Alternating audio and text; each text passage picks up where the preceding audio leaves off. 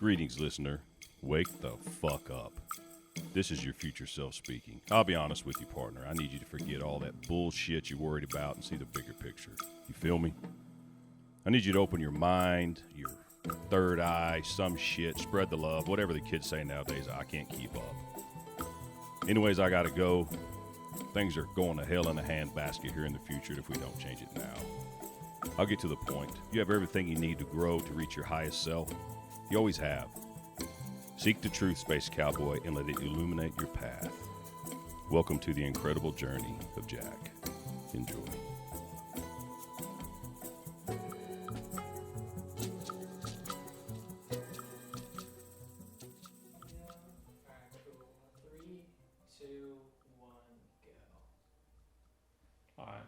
Yep, it's going. Cool. Yeah. All right, we're going. All right. This is JOJ episode 36. No, this will be episode like 39. I think 39. 39. Yeah.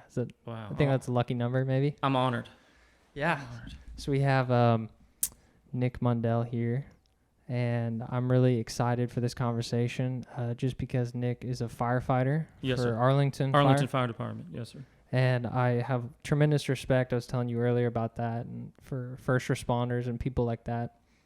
And then firefighting too is a dangerous, treacherous, it's a noble path to take too. And like I was saying, I have a lot of respect. So thank you for coming. And I appreciate it, man. Thank you. I'm excited to be here. Yeah. Thank you. So we're going to get right into it. I kind of wanted to, we were talking about the different generations and everything. And I wanted to tell a story. So when I was in high school, I wanted to be a police officer. Okay. And so I joined the police academy, actually.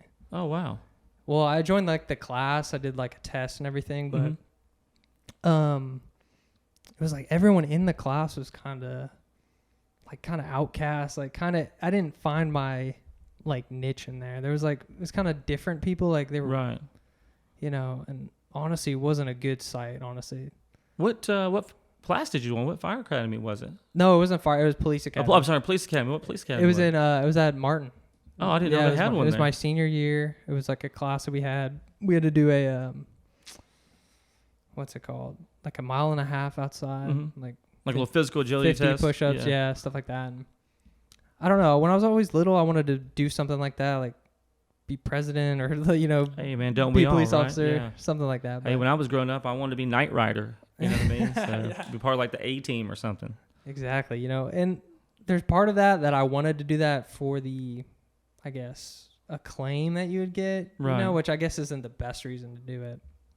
But at the end of the day, you're doing a service for people and it's needed. So what exactly kind of prompted you to want to be a firefighter? Man, so like when I was going to school, so I graduated in 97 from Bowie High School in Arlington.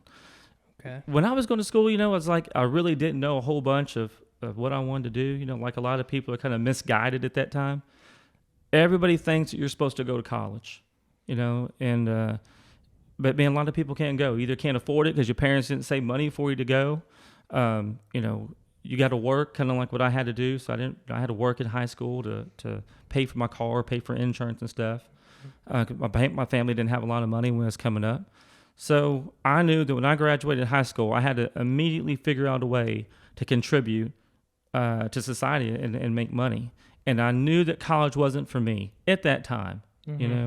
I was a good student, wasn't great, but I just wasn't really feeling school too much. So when I started trying to figure out what I wanted to do for a living when I got out of high school, some friends kept on telling me about being a firefighter, and it sounded interesting. I met a person who was a Fort Worth firefighter, and I went and rode out with him and did like a little ride out. And Station 24 over here off Hanley Street, and I spent the night there, kind of saw how they interacted with each other, and I thought, it was kind of like this fraternity locker room atmosphere. We're all kind of cutting up and hanging out and having a good time. And I went on some calls with them and kind of saw like the excitement, when the sirens go on and you're driving down the street in the fire truck. And I thought, man, like this is pretty kick-ass. Like I could do this, So I started investigating a little bit more. And I found out how much they got paid. At the time, it wasn't very much. But what appealed to me was the 24 hours on shift, then you get 48 hours off. So essentially you're working 10 days a month. And I'm like, okay, that's pretty good, So I thought I'm going to try to pursue this. So I went to EMT school, and that took a few months to do. And then I went to the DeSoto Fire Academy. It was one of the first classes they had. I was class 13. And the last time I went out there, I heard they're like in the 60s in the classes, So Wow. I was like, man, this is weird that I've gotten, I've gotten old, right?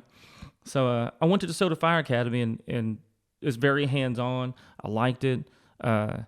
Everybody there was pretty cool. We all kind of in that all had the same common purpose. We all about right out of high school, kind of in 20-year-old range, and all because kind of trying to start life, trying to start a family. So it was kind of cool being around those people again, having that, that locker room atmosphere. And when that was done, it was like, go out and find a job. So I got very fortunate. I tested in Ennis Fire Department. Didn't know anything about Ennis. I just knew they were hiring. Yeah. And I was like, man, I'm going to go for it and do it. And I got hired. They hired 3 people. Dang. And I got fortunate. I was one of the 3. Wow. So. I'm going to Ennis next week. Oh, are you really? Yeah, I'm looking at a hotel out there. So. What are you doing down in Ennis? Yeah, I just gotta go appraise this hotel out there is being sold. So. Oh wow. It's just random one out there. So Okay. East Dallas area. Okay. About like an hour from Dallas. Oh wow. Yeah, I didn't know anything about Ennis, but it was great for me. I really enjoyed it. It was a very small town. It's blown up now. Mm-hmm. But at the time, it was a very small town. It was all older firefighters that were from Ennis.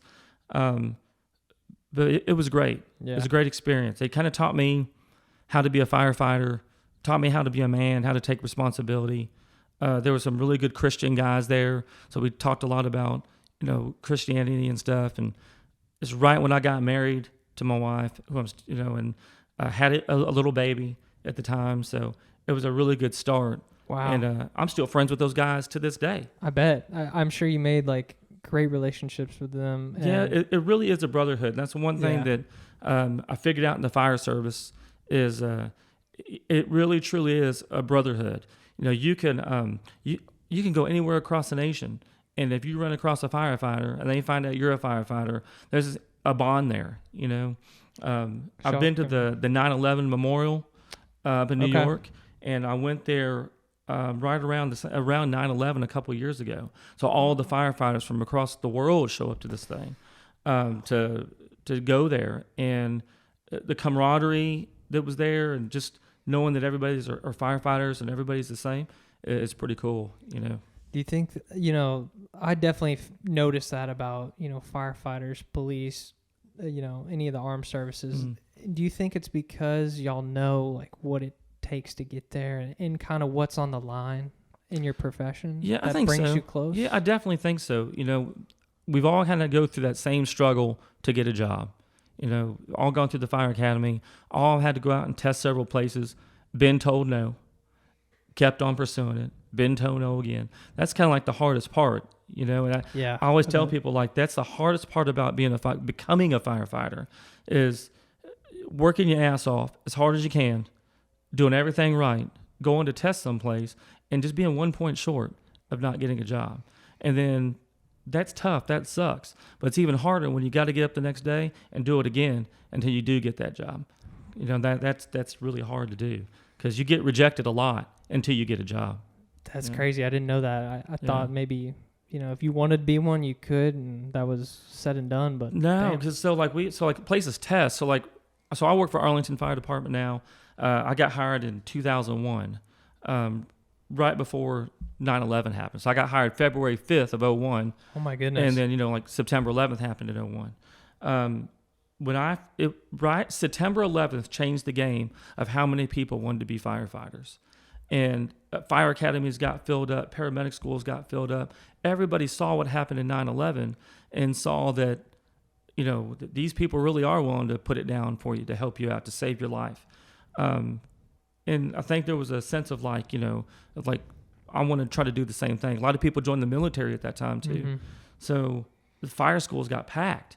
Well, typically when you test, back when I was coming up, you'd have a few hundred people show up. After 9/11, you had several thousand people show up. to take a test. So my current position for Arlington, I'm the recruiting officer for the Arlington Fire Department. I recruit you, I do all the hiring and the testing, and then I train you to be a firefighter. Wow. So like we hired 15. I had 600 people show up for 15 spots. It fills up, very quickly. So, and That's really interesting. And yeah, thousands after 9/11, wanted to support the country, and that's amazing to hear. That's what I've always heard, being whatever I was when that happened. Like, I don't remember anything about it, but you hear people talk about it like that was an event that brought the country together. Oh, yeah. Kind of. And even so with your job right now, I mean, what's that process like? How do you kind of find who's going to be the best guy for the job? So we do a lot of testing, So I'll go out and I try to go to a lot of military bases when they have, they call it the transition program. It's when you're about to leave the military and now you're looking for a job. Okay. So I go to a lot of these job fairs like that to try to find military people because they're very similar. Their discipline, their values are very similar to fire department core values.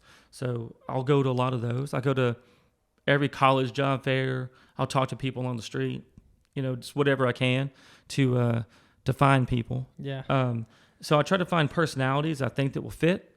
But we do have a written test. So we do a civil service written test. It's like a English and math, like Algebra 2. There's reading comprehension. Okay. A little bit of mechanics in it to see where you are. And we do that test first. And we rank you from your best score to the worst. And we typically take like the top 250 on to the next step. So we'll do like a 1.5 mile run. And then when that's done, we usually have a physical agility test that we do. I don't want to say it's hard, but people just don't train the right way for fire department physical agility tests. Interesting. So usually people fail and then they'll call me and say, hey, I want to do better. And then I train them and show them, hey, this is what you're doing wrong on getting applied. And then they usually pass the next time, but it's usually not with Arlington. It's like another department. They get hired on somewhere else. But for me, the goal is to give back to the fire service, not just to the fire department. And if I can supply some good firefighters wherever, because that's your goal. Your dream is to be a firefighter, not particularly an Arlington firefighter or a Dallas firefighter. So, if your dream is to be a firefighter, that's what I want to do is help support that and help people become firefighters. That's amazing. Wow. Yeah. Even if it doesn't work at, your station. Even if it doesn't work in Arlington, I hope you get hired on with me and I hope you come back eventually and want to work there. But, every city needs good public servants that support the community, that support the citizens. And if it happens to be in Arlington, great. If it happens to be in, Benbrook, Texas, then that's good too. Absolutely. I mean, the people, if my apartment starts to burn down, first person I'm calling, is 911. Yeah. You want the best to show up. Yeah. And then, this is a little aside, but, where things are going, are people saying defund, certain things like police or firefighting. It's so crazy because when that emergency happens, first thing you call, right, 911.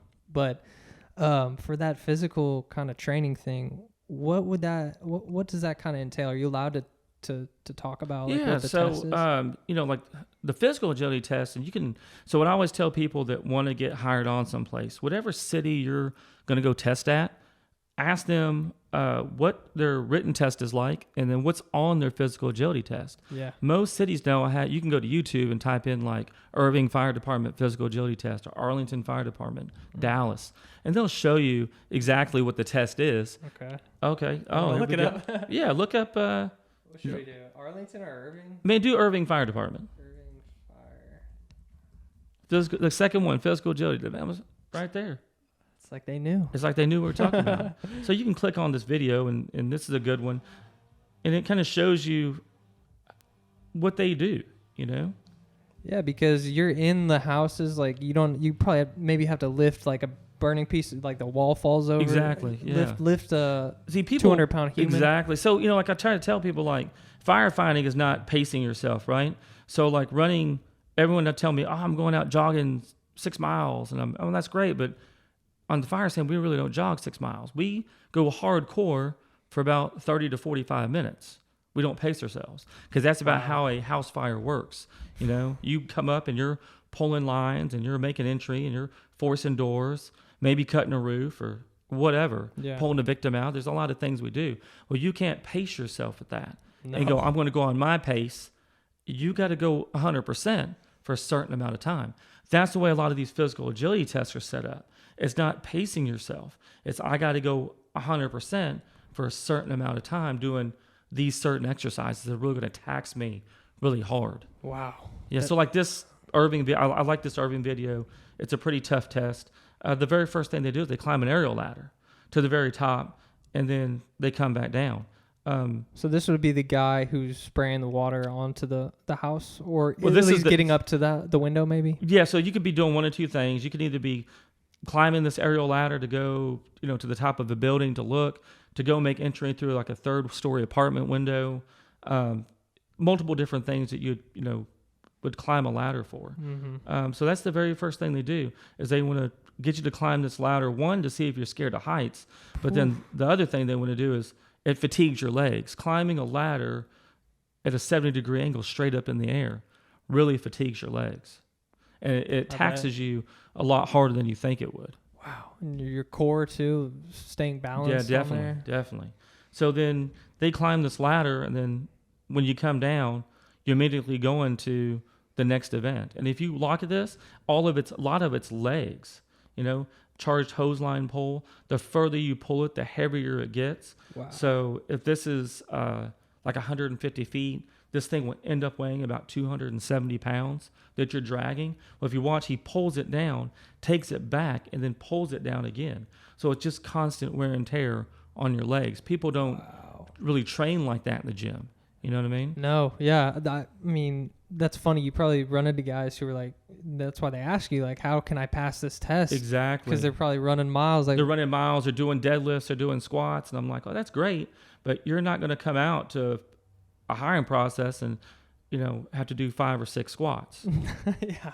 It looks like he's wearing is that a weighted So this is a vest? 50-pound weighted vest that they make you wear. In Arlington, we put you pretty much in full gear when you're doing it. It weighs about the same. This is just to simulate the air pack, the gear, and everything that you're supposed to wear. So he pulls that line, and then immediately he's going to, like I said, there's no break. You're going to the next event. For him, it's now you're climbing this tower with the high-rise load, and now you're going to the top. There is no stop, like you said, because in real life there is no stopping. You can't stop. If you stop, that's someone's life that might exactly. So Dang, so that's that's what we do. It's a lot of legs, it's a lot of cardio. It's he goes to the it's a lot of work. Wow. So yeah, that's and then again, like I said, now we're pulling weights up hand over hand up the tower.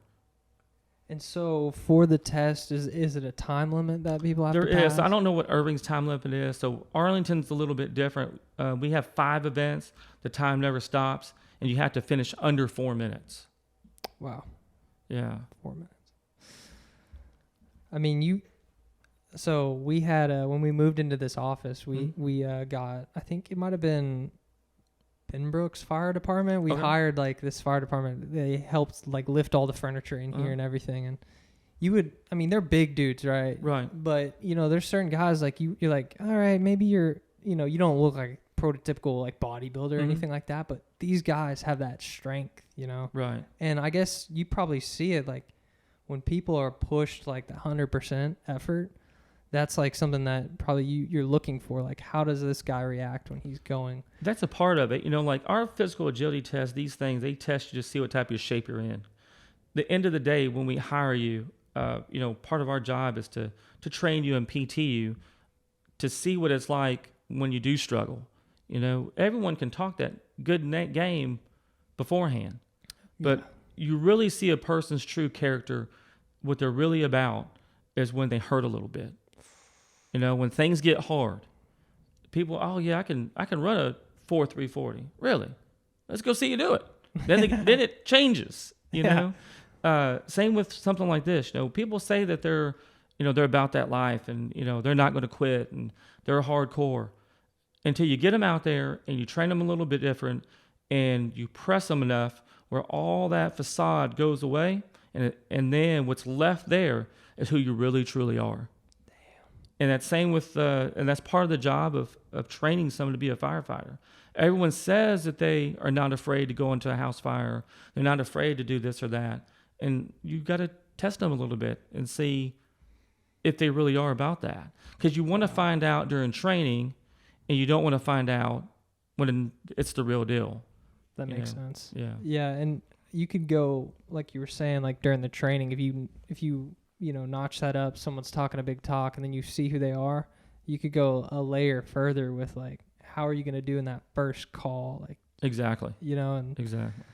This is like the most minuscule, like not even comparable example, but I was a lifeguard for a couple of years, and you have to do like this training stuff in the water, and you got to go swim to the bottom, pick up stuff, pick up a guy, and then have your thing, drag it down. So there's a lot of tests like that, and then you can train all that as many times as you can, but when it comes to that like actual like final test, like this is you're gonna get your license for, there's like a different kind of feeling, and then even further, like if you were to actually have to save someone, like I was a lifeguard in college, and I was doing like the morning shift, and all these old people, they just swim laps, and I mean they're big people, like they weighed more than me, I'm the only one in there, like there's a fear, like luckily I never had to go in there, and I would have been prepared, but that's just that real life situation is crazy. Yeah, so like in Arlington, we just a couple weeks ago, we had a city employee who got stuck down in a water drain, like in a water pipe, underground 10 feet in a pipe. Oh my gosh. And he got trapped down there, got his arm trapped. We had to send like our confined space team to go down and get him out. And, these guys are highly skilled, highly trained, great guys, train all the time.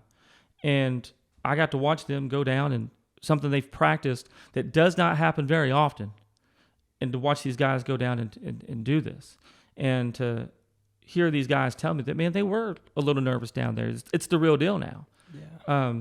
But man, yeah, they went down and did a bang up job and got this guy out, and it was pretty incredible to see that. That like these are like, because it was me from the outside watching in. I'm like, man, this is like real life hero. This is like Rescue 911 shit, So it's the real life superheroes. Yeah, really. It was really cool. And I was just being there, watching them, knowing these guys, knowing how hard they train on something that's real. Like you can always train on something that's not real, but to see it really happen on how hard these guys work, I was proud just to be friends with these guys, to be a part of the department, to see them that actually did something like that. That's 100%, man. And I was going to kind of relate this to, there's a lot of pushback on police now, and a lot of it I think is unfounded, but people are saying that the police need to train kind of more in these hostile situations. Right. And I really don't know anything about this. I just want to, bring it up to you, but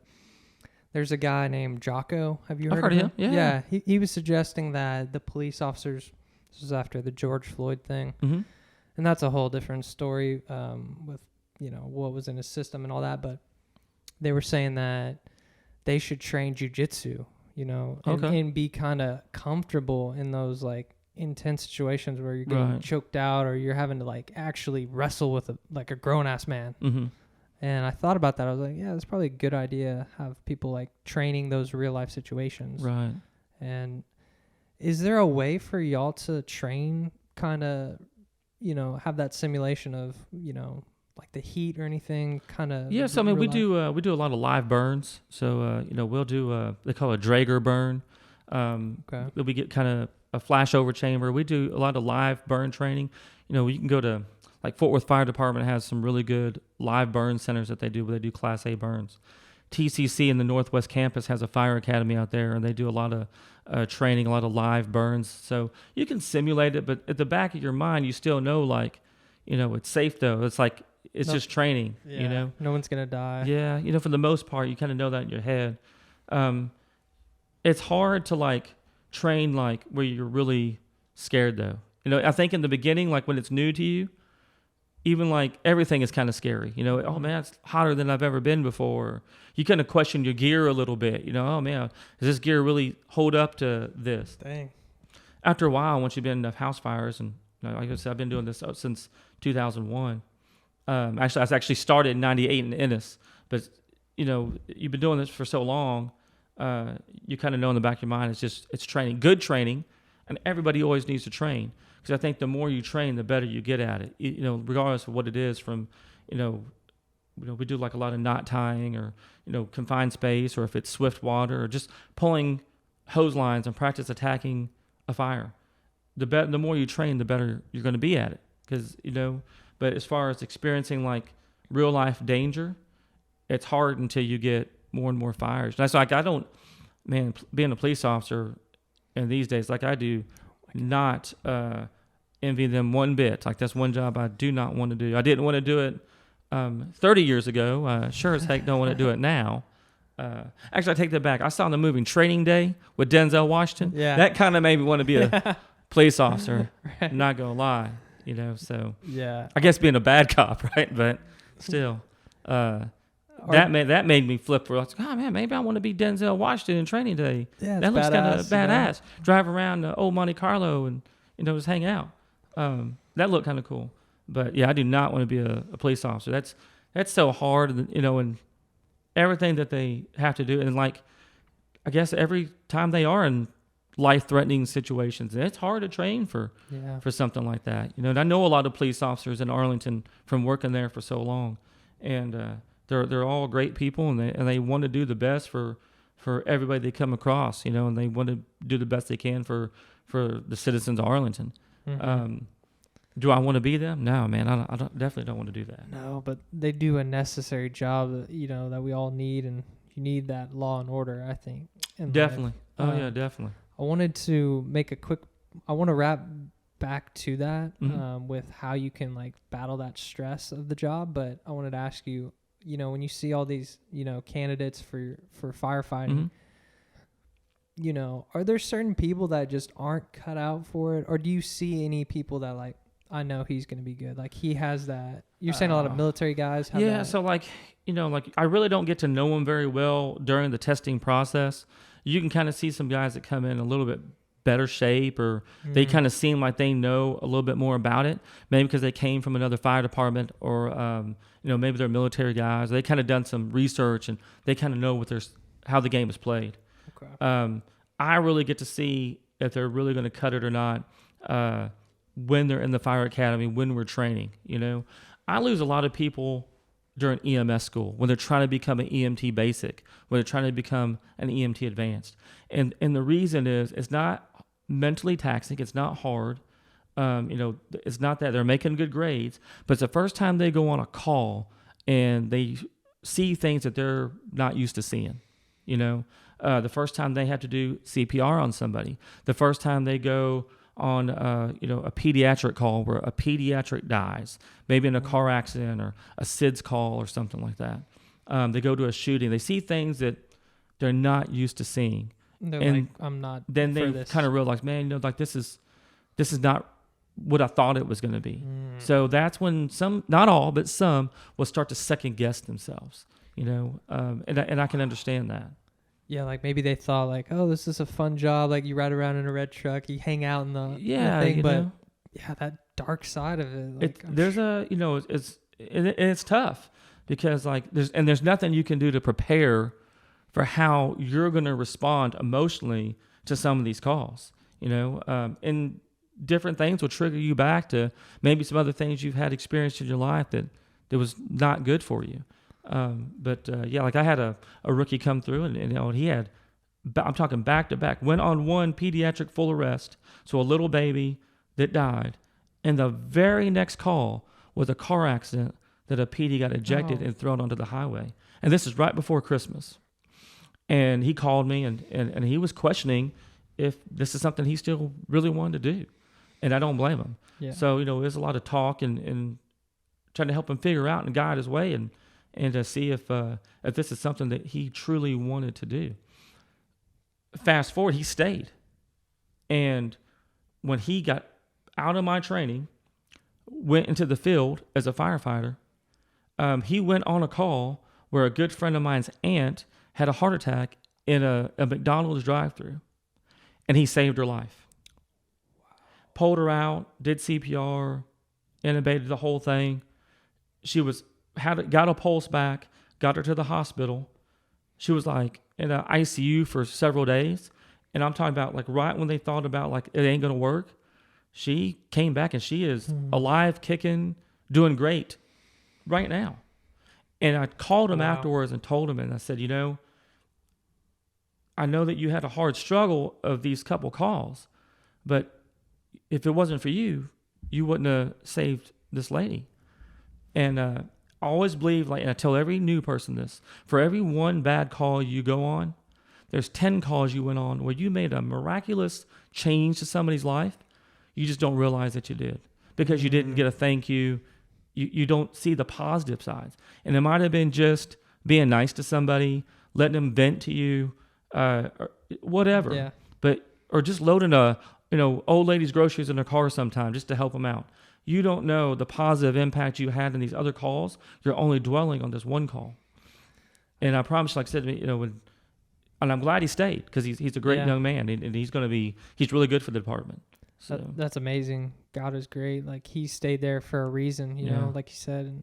Do you think that's also like you might like dwell on the negatives more? That's like maybe human nature. It's easy to. It's easy to because the bad things stick out in your head, right? 100%. So like no matter what it was, like if you played sports back in the day, you could probably remember a lot more of the bad things you did in sports than in good.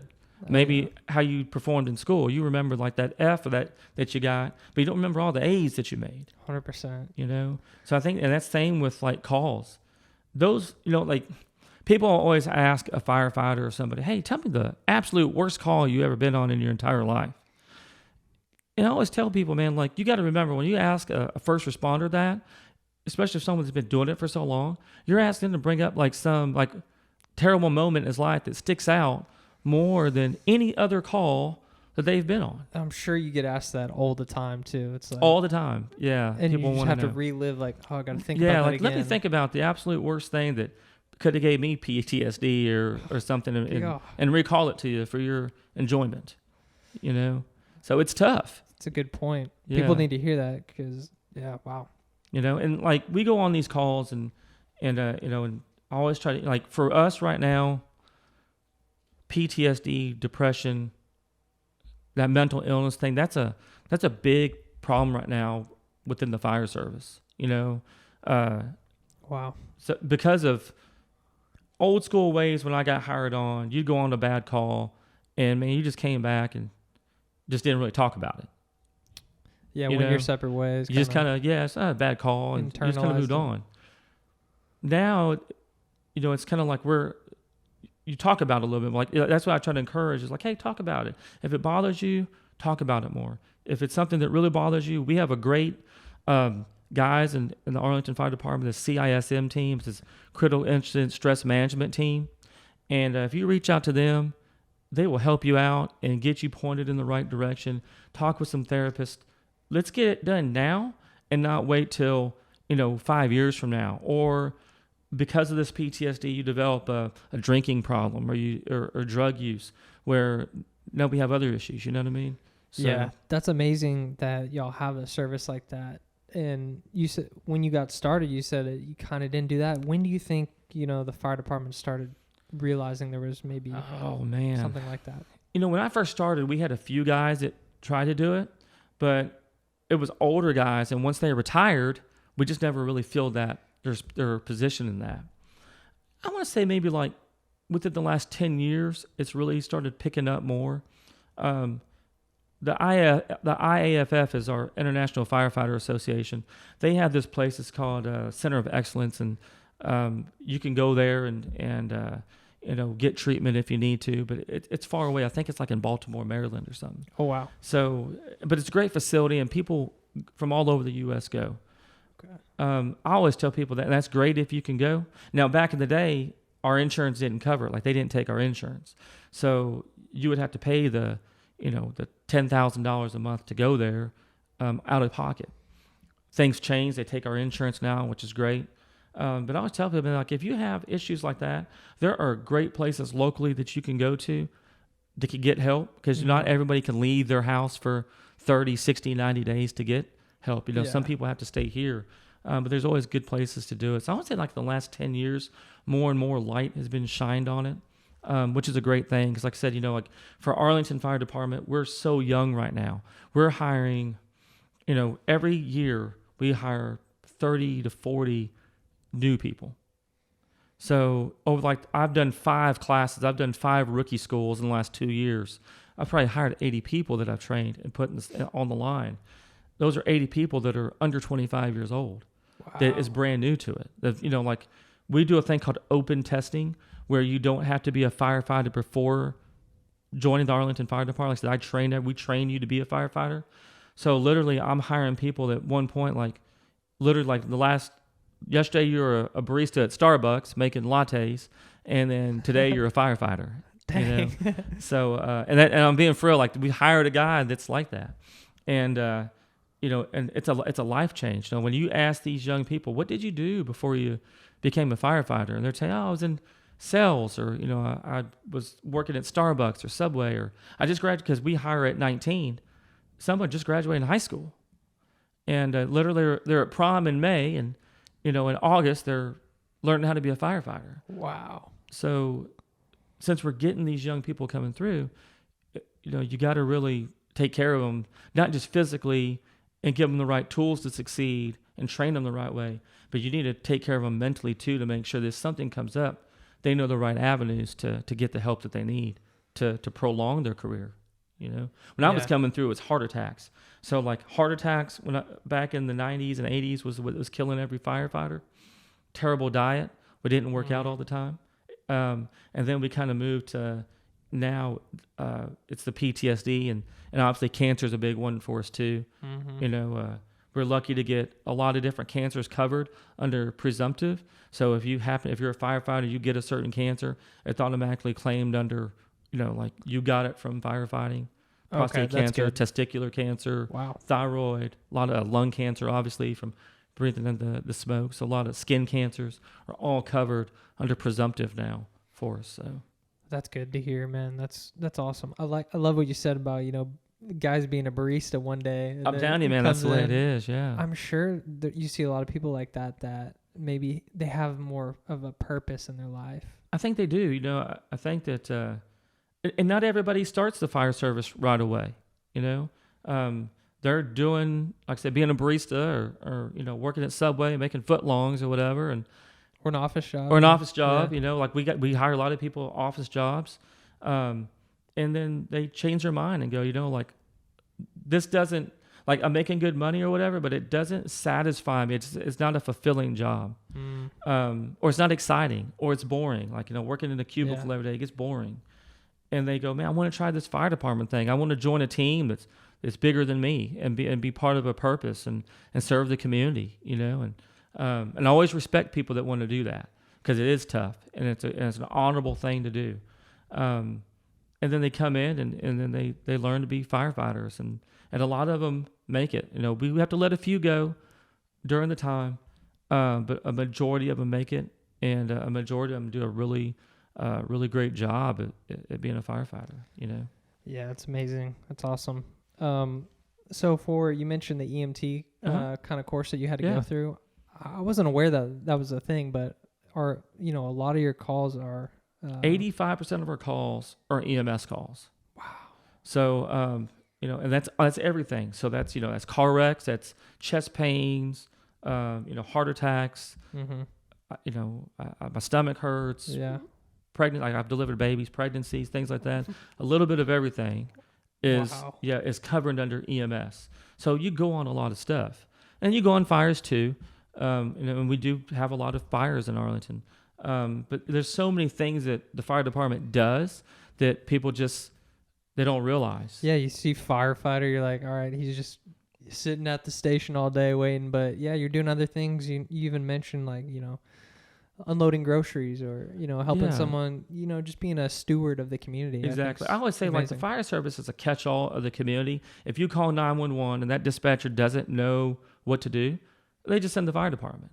And the fire department will fix it, you know. So like, we'll go on gas leaks. If you don't know, or if your house is flooding, because remember a couple of years ago, those storms froze everybody's pipes. Yes. And then they would bust and people's homes would leak. Well, they called the fire department to come turn your water off, because a lot of people didn't know how. So we'd go turn your water off for you. Like I said, we change your battery in your smoke detector, or I have a weird smell in my neighborhood. Come check it out. Yeah. I've gone on calls and a bat got in somebody's house and they called the fire department. So. I bet that was a crazy call. Yeah, I mean, you go on sometimes when you're like, man, I'm not 100% sure why you called, but you called and we're here and we're going to try to do what we can to make it better for you. Now we might laugh at you on the way back to the station and talk a little noise, but that's just, they won't know. They ain't going to find out. They probably know now, but. Yeah, they will now. Yeah, now all the millions of people that watch this podcast. Yeah, hopefully one day. For Arlington Firefighting, do y'all have kind of like a 4-letter acronym thing or anything that kind of things that represent Arlington Fire Department? Do you have kind of something like that, or? So like like when I first came in, it was like the 5 standards. Now it's like the 4 core values. So it's duty, honor, responding with compassion, and professional excellence, right? So, and those are 4 good things that we came up with. Honestly, responding with compassion, every call you go on, always remember, man, it might not be a big deal to you, but to somebody else, it's a big call, right? It could be the worst day of their life at the moment. So always respond with compassion and make sure that you make them feel like you care, and which we really do. And we do want the best for you. Honestly, honor is just, representing the fire department, the community the right way, doing the right thing. I always tell people, do the right thing even when nobody's looking, right? That's huge. That's kind of like I try to tell somebody about, I tell all these rookies about self-discipline, A lot of people say they have self-discipline. Well, I said, you only have self-discipline when there's somebody around and I'm watching. That's why you're studying right now. That's why you're working so hard. Real self-discipline, I always call it the self-discipline decision, is what you're doing when there's not around. What are you doing when you go home at night? What are you doing, at home on the weekend? Are you really studying and putting that time in? Like you told me you're not good physically, like you don't run really well. Well, what are you doing extra? When you're putting in that overtime to get better, So, there's that. And then, like I said, professional excellence is what we do. We're always trying to get better. Training in-house. We're trying to, go out of state to train, go train with other places, learn something new, try to bring it back to the fire department, so. That's awesome. Yeah. I love to hear that. For the EMS training too, so what does that kind of entail? And was that, that's the first thing you go through as a firefighter? So typically that's the first thing we do. So we usually do our EMT basic class first. Okay. And then, our whole fire academy is 8 months long. Okay. So I hire you, you do all the testing. I hire the people I want. You immediately, like I said, I pay you while you're going through school. So you'll come Monday through Friday from 8 to 5 to fire training. And the very first thing we go through is EMT Basic. And the EMT Basic class it's a good intel to see, if you're going to like what you do. We do ride-outs. We send you on to ride-outs. So you kind of ride out in the ambulance and you kind of get to see some calls. It's a good way to see if this is what you kind of want to do. Dip your toe in the water. Exactly. And then we'll do the EMT Advanced right after that, which is a next step up. EMT Advanced, I always tell people, is kind of like an EMT Basic on steroids, You can start IVs, and we do intubations, and there's a handful of drugs you can do. But it's not quite to that paramedic level yet. Obviously, paramedics the top level. But we only require EMT Advanced. And then when that's done, we put you in our 16-week fire academy. And that's when, we train you how to cut cars up, extrications, and we teach a little bit about hazmat. We'll do rope training, like rappelling. We'll do pull the lines and force the doors and, all the stuff that you see. Yeah. And that's when we kind of test you in that. But so it's 8 weeks long. Again, you're getting paid the whole time when you're going there. And then when that's done after that 8 weeks and you pass everything, we put you on the line on a fire truck, and that's kind of considered your probation time. You're a probationary firefighter. Okay. But that's when you work 24 on, you get 48 hours off. That's how it is in Arlington. And so you work 10 days a month, 24-hour shifts. And that's when you kind of do the on-the-job training, and you get evaluated by multiple different officers, different crews. And, man, that's when all that hard work, that's what we're here for now. Mm-hmm. And most of the time, man, when people get to that point, they usually do pretty well. Like they go, yeah, this is what I really like. This is what I want to do.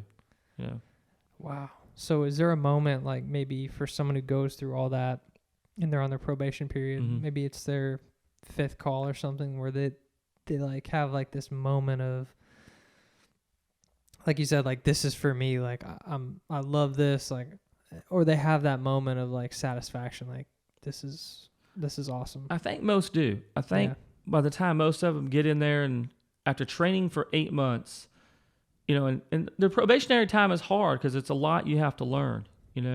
I'm literally, like, on day 1 when you get there at the station, you have to learn like all the equipment and where everything's at. Anytime from 7 o'clock in the morning when you get there, you can get a call. It could be a house fire, it could be a EMS call. Anything can happen. It's a nervous day, for a new guy. And I remember my first day at a fire station. It's very nervous. It's very nerve-wracking. You don't know anybody. You're kind of that brand new guy, and you're trying to impress everybody because you want them to like you.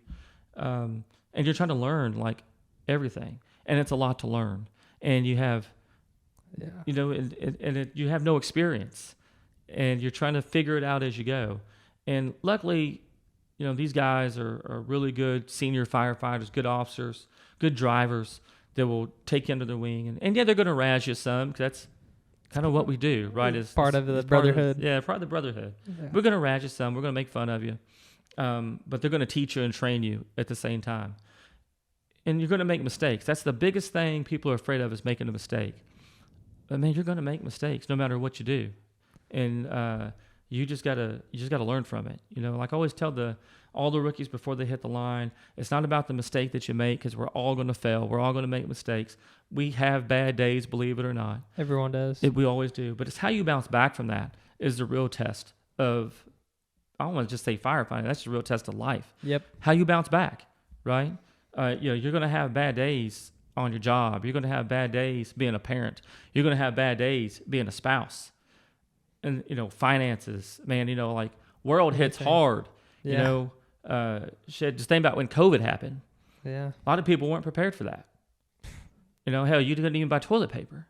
Yeah, right. Right, so world hits hard. It does. With a lot of different things in life. Health issues come up. Like, you see people with health issues out of nowhere. Again, when you're a firefighter, man, you see things like, and I think maybe that's part of it, is you really realize that life is very fragile. A car wreck, could change your whole life.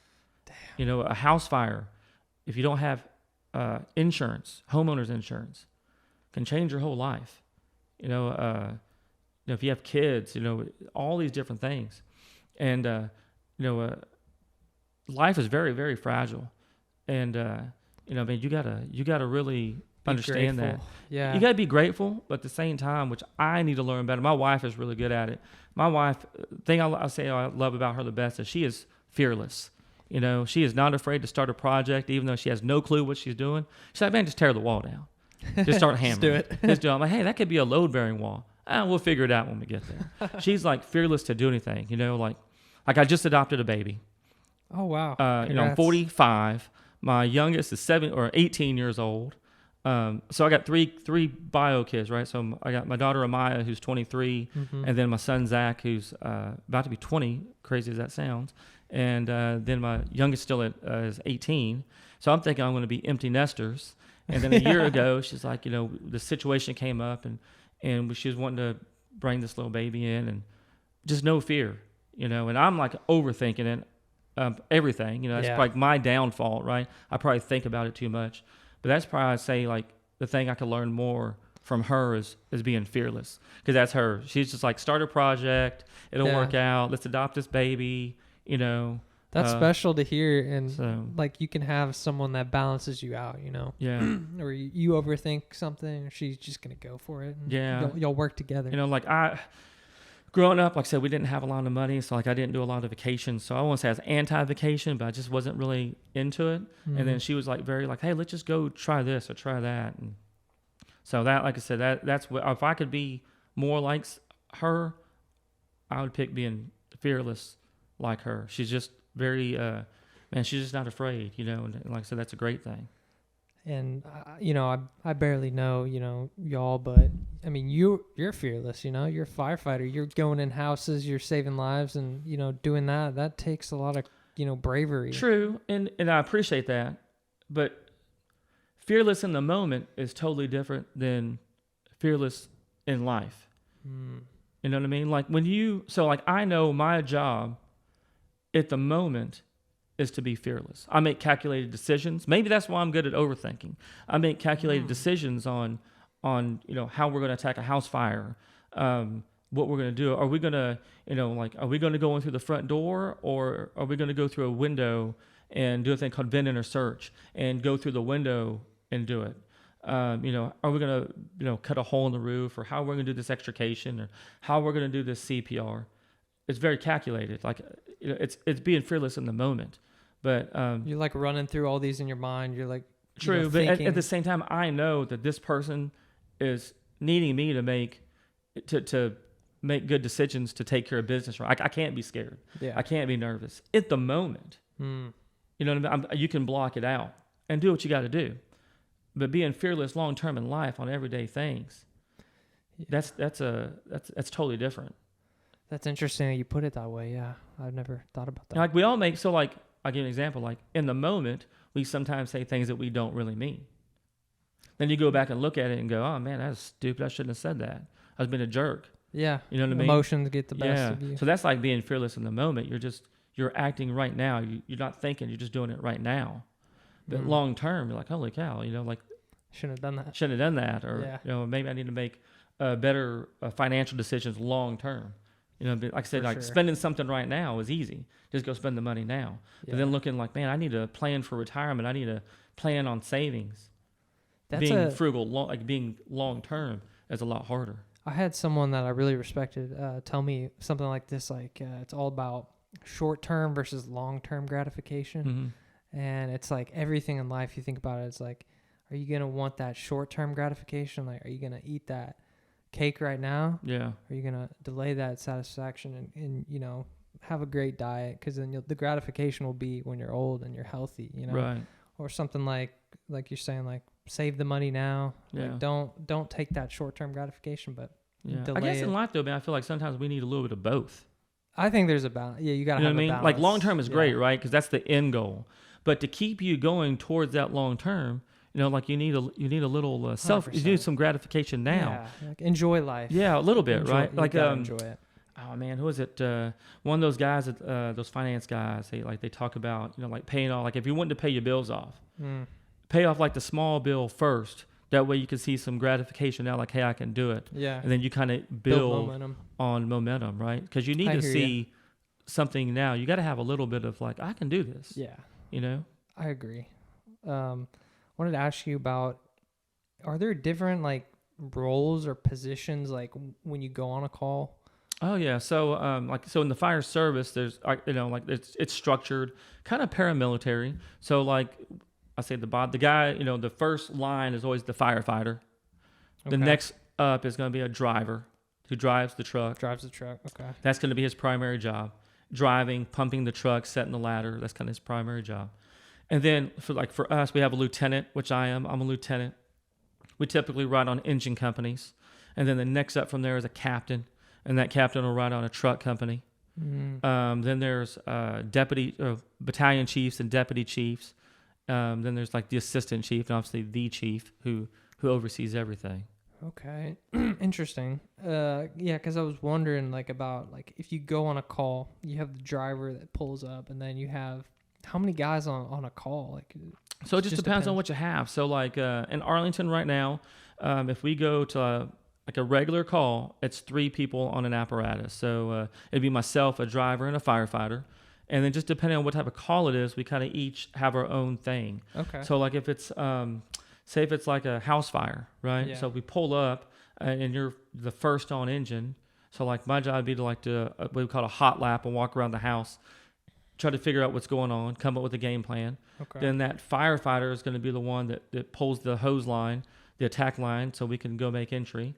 And then the driver will put it in pump and pump the fire. Okay. And then every apparatus that comes on after that will have a different role in the whole fire. Eventually someone's like, I'll have to catch a hydrant and supply you with water. So it depends on how they have that set up. If we, a truck company will have their own role of what they do. Who's going to, go in and do the search, who's going to cut the hole for extrication or set a fan, or it just depends on what we got to do. So everybody has a different role on what we do. That's interesting. I'm sure. Do you choose people based on like their skills, or is one guy better at a certain role, or you guys just fill the roles? In the big scheme of things, yeah, probably some different guys are probably a little better at different tasks, right? For different reasons, Maybe one guy is brand new to the game, so the newer guy is probably not going to be as good as a guy that's been there for a little bit. Mm-hmm. He's not going to be as savvy as somebody else. 100%. He'll probably, not have the same technique that this other guy, or maybe just not see the same thing that another person is seeing, I always tell people a fire to one person is going to look totally different to a fire to another person. A brand new, like if we killed up to a house fire, you might think, holy crap, that's a lot of fire. Like that's a lot. I'm like, man, that's just little. That's a baby fire. Yeah, that's a baby fire, man. Like that's small, but it's because of experience, it's because of who's seen more, Absolutely. Do you have, how does the fire department, collaborate with other first responders like the police or the ambulance? So like in Arlington, we have a third-party ambulance company called AMR. Okay. So Arlington Fire Department are first responder engine companies. So we go on every EMS call, but we'll get there and do what we need to do. But we don't transport. All right. AMR is an ambulance company. They'll pull up and we'll transfer care to them, and they actually transport the patients to the hospital.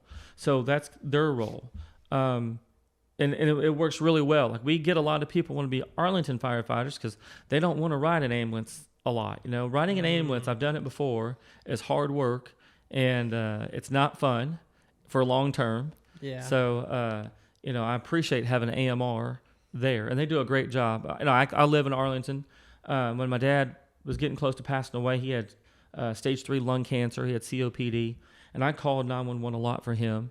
And the people from AMR that showed up always treated him really, really well. Even ones I didn't know. Some knew me, so yeah, they would take extra care of them. But the ones that didn't know me were very professional, very caring, great bedside manner. Did a great job taking care of them. So I appreciate AMR being in Arlington. So we do a really good job working with them. With PD, we have a good relationship too. APD does a really good job. We work together very well. We do our, obviously the car wrecks on the highway, we work together. But if it's something like an active shooter or something at a school, we have our own like little SWAT medic program now where we go in with the SWAT team on some of their calls. We work with APD very well. They have a drone program. We just started one. Oh, wow. Our CISN team, they're our critical incident stress management team. We work together on that. And we do a lot of stuff together, a lot of training, we bounce a lot off of each other from there. We do a lot of special events together. So we got the Rangers and the Cowboys in Arlington. We do a lot of work together with that. So we work very well with them. That's awesome. Yeah, I feel like each one has their different role, and they gotta collaborate. Exactly. And we work with other departments around. Like we'll work with Grand Prairie on big calls, Mansfield. We go to Fort Worth sometimes. Sometimes Fort Worth comes to us. So we do a lot together. I wanted to ask you. You mentioned that one team, the critical incident stress management. Uh-huh. Can you tell me a little bit more about that team? Yeah. So that is a great team that we have, and it's right. I don't really know exactly how many members are on there currently, but we did add some more, and it's a team of firefighters, all different ranks, and they go on. So like if you go on a really bad call and you want to talk to somebody, you can call them up anytime. Okay. And they're your peers, and they'll come to your station and come talk to you. And they'll discuss the call with you. Sometimes it's just you're wanting to vent, or you're just wanting to kind of let them know, hey, I had this call and I haven't been able to sleep the last couple days. It's kind of bothered me a little bit. And they can kind of point you in the right direction and hook you up with different counselors or different people to talk to try to get you the help that you're looking for. If it's a big call, they'll come to us on a big call, and we'll do a quick debriefing there. Oh wow! Yeah, and talk with talk with us there. So are these? You're saying they're your peers? Like, are these firefighters that are seasoned firefighters? They're mostly seasoned firefighters. Okay. That's been doing it. The one, two of them that's been doing it the longest, I want to say, has been there close to 30 years now, and he's done a great job. Brian, his name is Brian Friend. He's done a great job.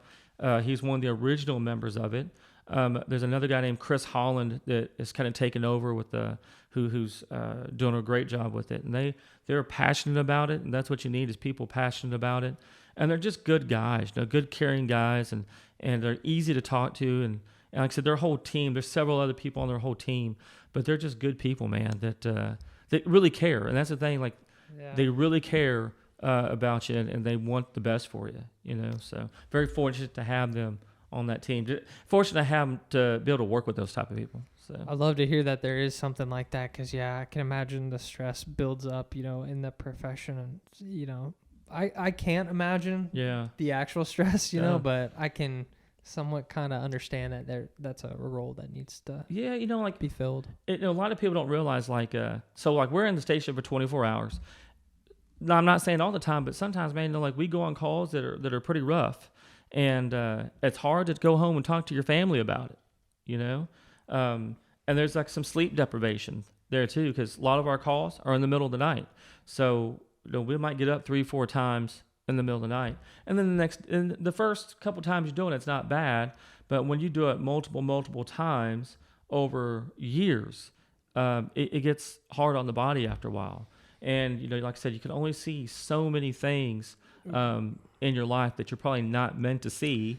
You got to think about it like this. Like, most people will maybe see a bad car wreck in their life, but to see it over and over again, or to go on someone that's you get to do, most people probably never do CPR on somebody, but for that to be part of your job, and you do it multiple times a month on adults or kids or someone your own age, you're like, oh man, this is it builds, the kettle starts to boil over, I think that's super important for people to hear about firefighters and even first responders, is that they do see this stuff all the time, and there's that stress. I think it's good for people to hear that, just for transparency's sake, and just maybe to understand people better. Right. Maybe there's a guy that you really never know what people go through too, at the same time. So I always like to just be compassionate, not judge anyone. Right. Someone might have the worst day ever, right? You run into them, I mean, you could think that guy's an asshole, or you never know what happens. Exactly. But yeah, most people, I'm sure the gore and everything is something that, most people never see in their life. They can't even comprehend it, and if they had to see that, that's why they're not in that firefighter position, Right. Like I said, man, it's and here's the deal. You do see a lot of bad things, but I'm telling you right now, and I'll tell this to anybody, being a firefighter is probably, in my opinion, probably, man, one of the best jobs in the world. You do go on bad calls, but at the same time, man, you help a lot of people. Usually when they call you, it's their worst day in their life, and you get to go there and try to help them and make it a little bit better, or be a small part in making their day better, but it's the best job in the world, to get to go to work for 24 hours and hang out with some of your best friends. And it's a lot of fun. There's a lot of fun things that go on the fire station, a lot of jokes, and the food is good, because usually there's some guy in there that can just throw down like crazy and make the best food. And, it's a great job, and you make really good friends, for lifelong friends. Mm-hmm. And you get to see, man, you kind of get to age with people. For me, when I got hired in, all the guys I got, that were my mentors, are retired. Some are starting to pass away because of age, so you kind of see that. But then there's this new group of guys that's kind of coming through, and you get to see them grow, and you get to see them become, they're single when they get hired on, and a couple years later they're married, and then a little bit longer after that they have kids, and you can kind of relate to them because you remember how it was when you were 20 years old and got hired on. So it's that's special. It is, and you kind of mentor them a little bit, not just in the fire service, but you kind of mentor them a little bit in life and kind of hear probably the same BS they're talking. Man, I'm sure I was probably saying the same thing. Yeah. And then there was an old guy looking at me the same way, probably like, man, you're just an idiot, There's probably things, that, like you need to tell them, like little bits of wisdom that you was passed on from maybe your mentor. Exactly. During the whole thing. But I feel like that camaraderie is like one of the best, aspects. Like if you were to market that to, someone. You try to market it as best you can and try to show them how tight everything is, And you say it's a brotherhood, but we have women firefighters too. So that's right. Yeah. It's a family. It really truly is.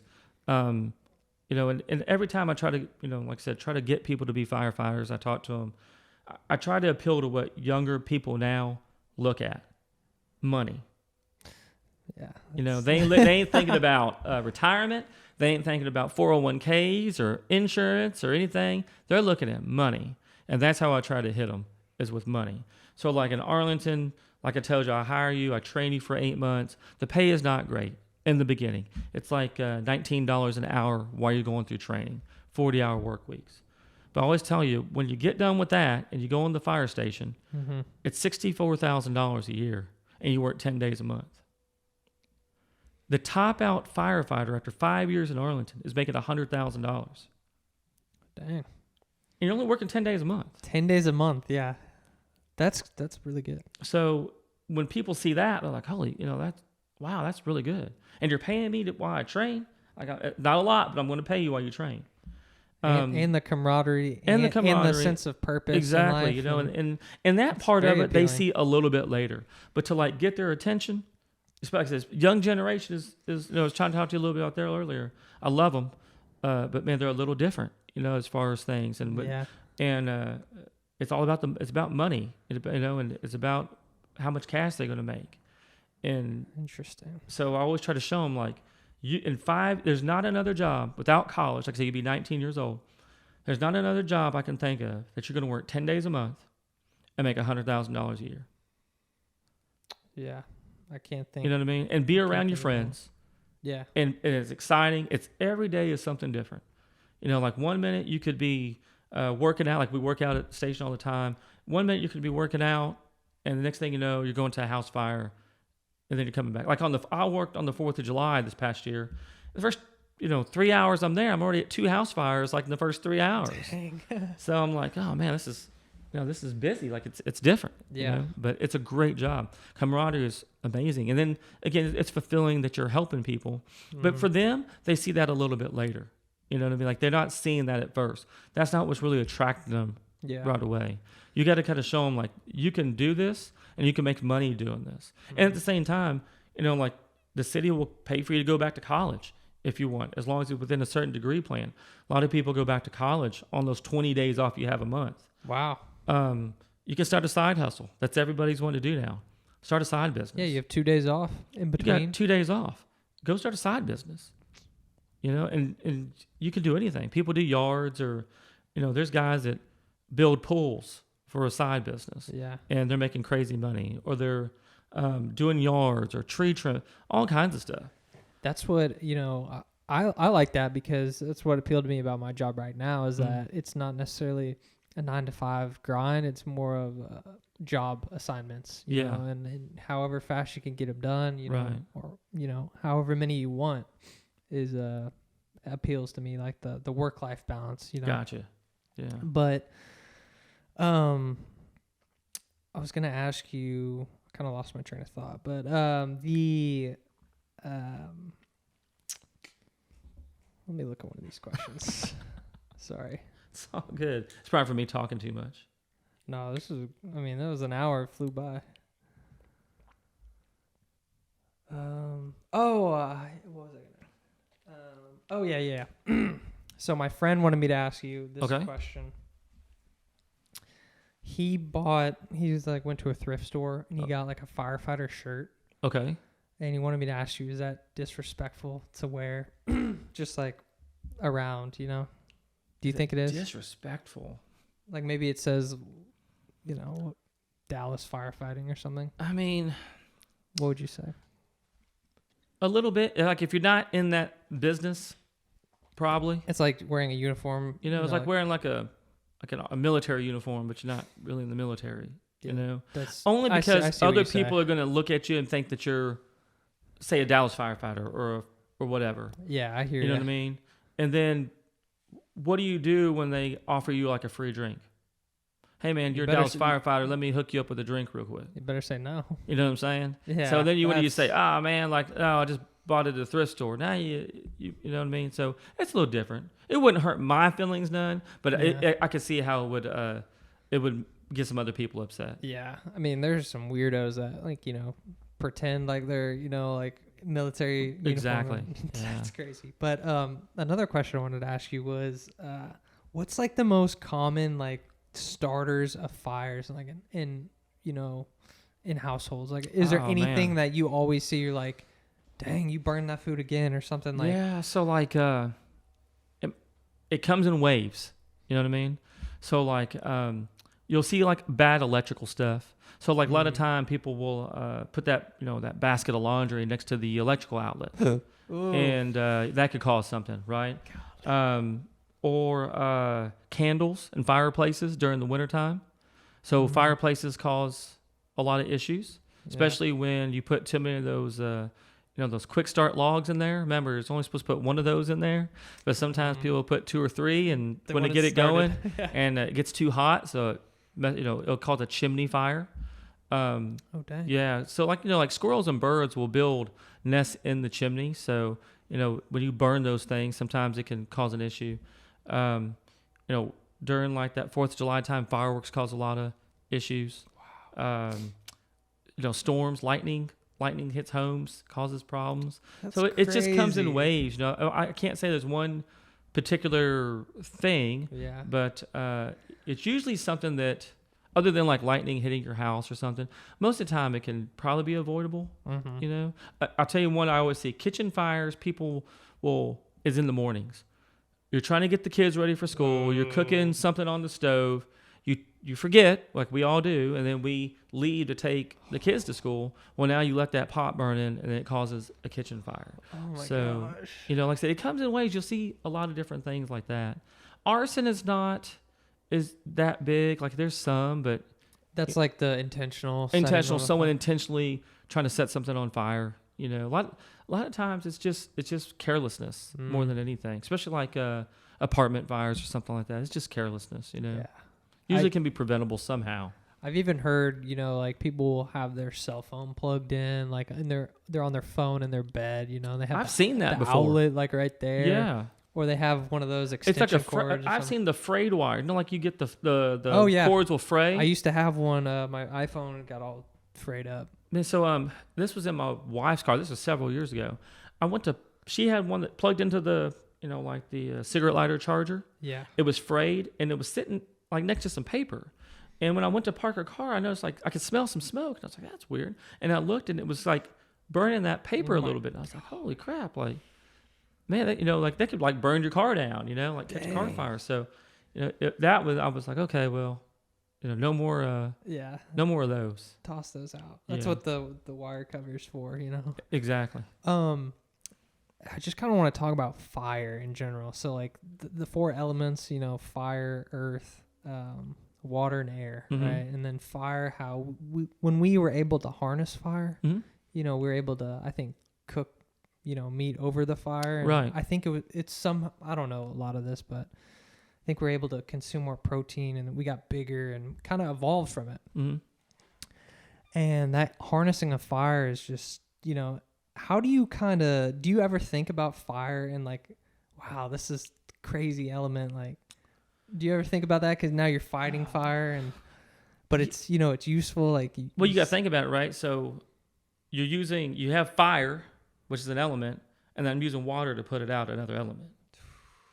Yeah. That's like some Avatar shit right there. Right. And then if you have, you know, oxygen, you need oxygen. You need oxygen, right? So there's fire. they call it like the fire triangle, the fire tetrahedron, you know, like how to start a fire, you know? So, you know, you need like different parts of it, right? So you need your fuel, you know, you need some type of like chemical reaction to cause a spark, right? And you need oxygen to feed it. So if you watch house fires and how they go through different developmental stages, you know, you'll see like how something starts and then it goes through like a stage where it starts burning off all the oxygen, right? And it starts dying down.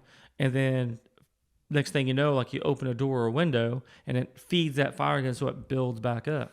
Whoa. So, you know, man, you know, I never thought about like the way that you put it, you know, but yeah, I mean, you know, fires, like, especially when you watch like forest fires, like those type of things, then you really see like how the elements work. You know, you got this fire that comes through and does all this, destroys all this land, right? And when it's all gone, everything is barren. But then a couple years later, everything is green again. And then there's controlled burns. There's too, controlled burns that do it too. Yeah. Because I guess they have to. I don't understand that, but yeah. So like I said, when you see different things like that, you see like those type of things, and you know, you talk about the elements, like that's kind of what you're talking about, like, you know. Let's see if I just want to see. Gosh. And then too, I think that's important for people to realize, like, or I want to ask you this, like, is this a dumb idea? So you're like cooking food and you have it in your cast iron pan or something. Okay. And then a fire starts from that. Would it be safe to try to just cover that fire immediately? Yeah, I would just put a cover on top of it to contain it. Cover it so then there's no oxygen or anything? Yeah, so like if you have a cast iron pan or a skillet and you're cooking something, if you just put the top on it and turn the fire off, and just like pull it off the burner, the heat's going to go away, and plus you're taking the oxygen away from it, and you contained it where it can't burn anything else. Okay, because I feel like it's important. Most people probably haven't even thought of that or anything. Like, they might. Like the old school thing was like, so, you know, like they tell you never to throw water on stuff, right? Especially like a grease fire. If you throw water on a grease fire, it can spread. Oh my God. Some people have fire extinguishers in their house, but those fire extinguishers is a powder, and it's very caustic. I don't know a lot of people know this. The powder inside these fire extinguishers are very caustic. So you're spraying it on your stove, making this huge mess. Well, it's a very caustic chemical that you don't want to eat or get in your food. Oh, so you're ruining. You're ruining like a lot. Like, you know, it could get on a lot of stuff, and it's a mess to clean it. Oh gosh. So some people will put baking soda or flour on top of it. But man, my big thing is if you're standing there watching it and it flames up, just put the top on it. Top on. Turn the fire off, and then just take it off the heat, and then you're good to go. People need to hear that. You know, like no need to panic. Oh yeah, well, people will do that. You know, yeah, don't need to panic. That. Yeah, don't need to panic. For kind of, you know, home defense, if this kind of a thing, do you recommend like people get with their family and kind of have a game plan? You know, if something were to happen, like a fire, like. Oh yeah, so that's what we teach kids. So like one of the things that we teach kids, so we do like they're called pub eds, public education, and we'll go to typically it's elementary schools, but we'll go and we'll talk about doing like a pre-fire plan, like a safety plan for your house, right? So part of that is say if you was to get out, where would you meet your family at? Okay. Right. So we always tell people in the front yard, like the mailbox, the tree, someplace in the front yard. And I always tell them why, because when the fire truck pulls up, we get out. First thing I'm going to do is look to see if there's anybody outside. So if it's obviously like if it's 2:00 in the afternoon and there's no cars in the driveway, I'm thinking everybody's at work. But if it's 2:00 in the morning when everybody's supposed to be asleep and your car's in your driveway, and I pull up and there's nobody outside the front yard to meet me, I'm thinking everybody's still in there trapped. So my game plan changes how I'm going to do it. If you come to the front yard and everybody's there, and I meet the dad is there, oh no, man, we're all good. There's 4 of us. There's only 4. We're good. Then I can do it a different, then our strategy changes. So it's always good to have a meeting place in the front yard, right? Other thing I always tell them is have 2 ways to get out of your house. So if you try to go out the front door because that's the way you always come in, but that's trapped with fire, figure out a different way to get out your house. Oh yeah. Multiple exits, right? So you could go through the back door, you go through a window, different ways to get out. Think about that. Check your smoke detectors. Believe it or not, I know it sounds cliche, but smoke detectors do save lives. Change the battery and make sure they're good. Test them twice a year. The other thing that people do is when you buy a house now, new homes have the smoke detectors with like a wire that's in the back. It's all connected all together. Okay. Those things do eventually go bad. Like nothing lasts forever, right? So after a while, change those out and make sure that you get some new ones in there. They get full of dirt and dust. It ruins that element. So it's always good to change them every, 5, 6, 7 years, change them out. That's good advice. Something else, from what happened in Fort Worth with, did you hear about the call they had a couple weeks ago where the lady left a car running in her garage and she forgot and it filled her house up with CO? Oh my goodness. And everyone was passing out. There was a little girl who called 911, said, "Hey, I don't know what's going on, but my mom's sick. She won't wake up." So the fire department got there, and right when they talked, the girl opened the door. She passed out. They could see the sister passed out. So they just made a quick grab and got everybody out. Holy crap. Well, if you have like CO, like if you have a fireplace or gas appliances, have a CO monitor in your house. And they're like $30. You just plug them into the wall. Have a CO detector in your house, Save your life. You never know, right? You never know. And those go bad eventually too. So, make sure that you change that out every so many years too. That goes back to what you're saying. Just life is so fragile.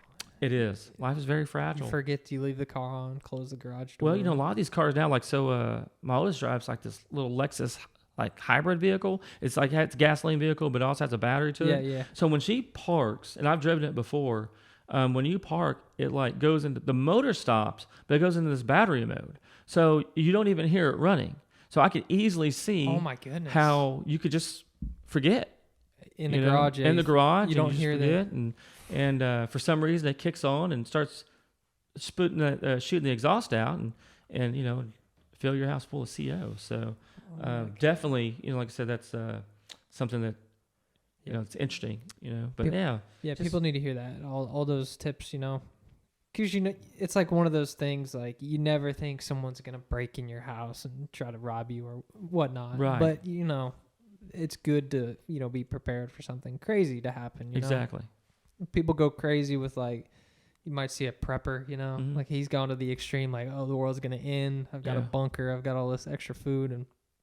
But if you think about it, like, that does happen, he's ready. He's ready. He's ready. No, I know some That's guys the extreme example. No, because I know some guys in the fire department that are preppers like that. Yeah. I bought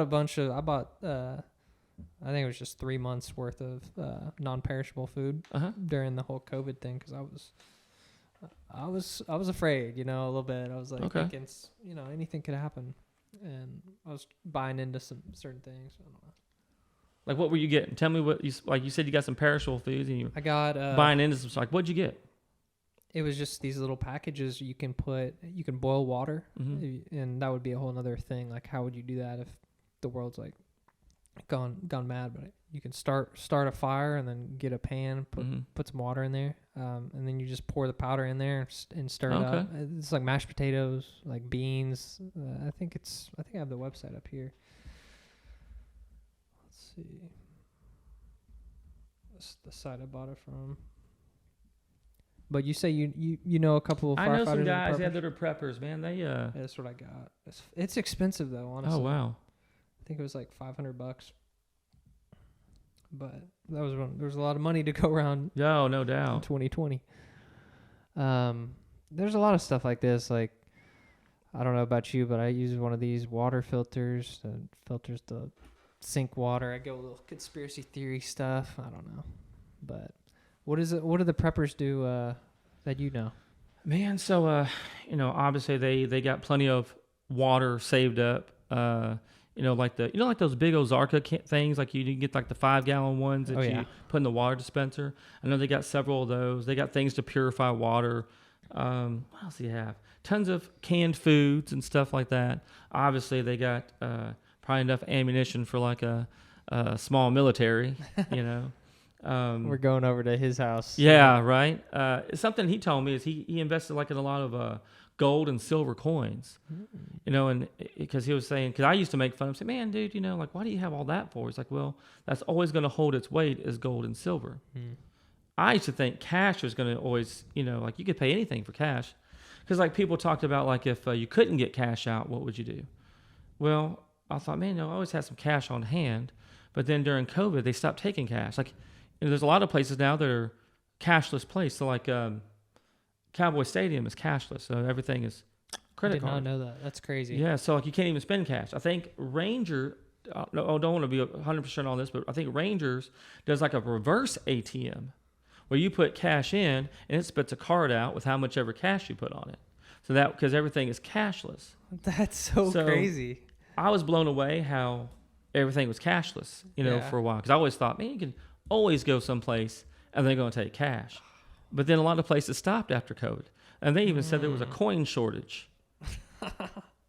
Oh my goodness. Like, you know, so if you think about all those things, like, oh, maybe the dude had something, right? Another guy told me, like, he has extra ammunition for trading, you know, because if something happens later on, it could be like a barter system. 100%, yeah. You know what I mean? Like, hey, I got this. What do you have to trade for it? So that's a good point. Yeah. If everything goes to, you know, to rubble or something, and whatever resources you can trade, I feel like, that makes sense. Yeah. It would go to some sort of thing. Like, if you're able to hunt and gather, you know, like you can provide something. But like I've seen enough of these end of the world movies. Depends on what you believe, right? Man, I don't know if it would be fun to survive or not. Like a zombie apocalypse kind of? Well, obviously that's the most given one that could happen, right? Is a zombie apocalypse. That's the most fantasized one. Right. People will talk about. So like, you know, I've watched like The Walking Dead and a lot of these, you know, and you're like, I don't know if I would do good in that. Like I don't know if I'd want to do good in that. That if you watched Walking Dead from the beginning to how it ended, man, that was rough. I just watched, you know, maybe the first couple episodes. Okay. But I get the premise. I get what you're saying. Like, would you want to be living in this life? Like, so like I've seen that, and I've seen like the ones like where like the nuclear holocaust and you know all the fallout from radiation, which a lot of people would get sick from that, and I don't think that would be a good way to live. You know. I would almost choose the zombies over that. Yes, like that would be. And then there's the AI one, right? So the AI takes over, which. That's still in play. That's still in play. So everyone always made fun of like how Terminator happened. But if you look at how Terminator actually happened, they kind of predicted a lot of the stuff that's going on now. Isn't Terminator, they had that tech company, right? They had, was it Globodyne or something like that? Some big like internet thing. And then they created the Terminator. They created like all these AI like robots, like drones and stuff. It was their technology that...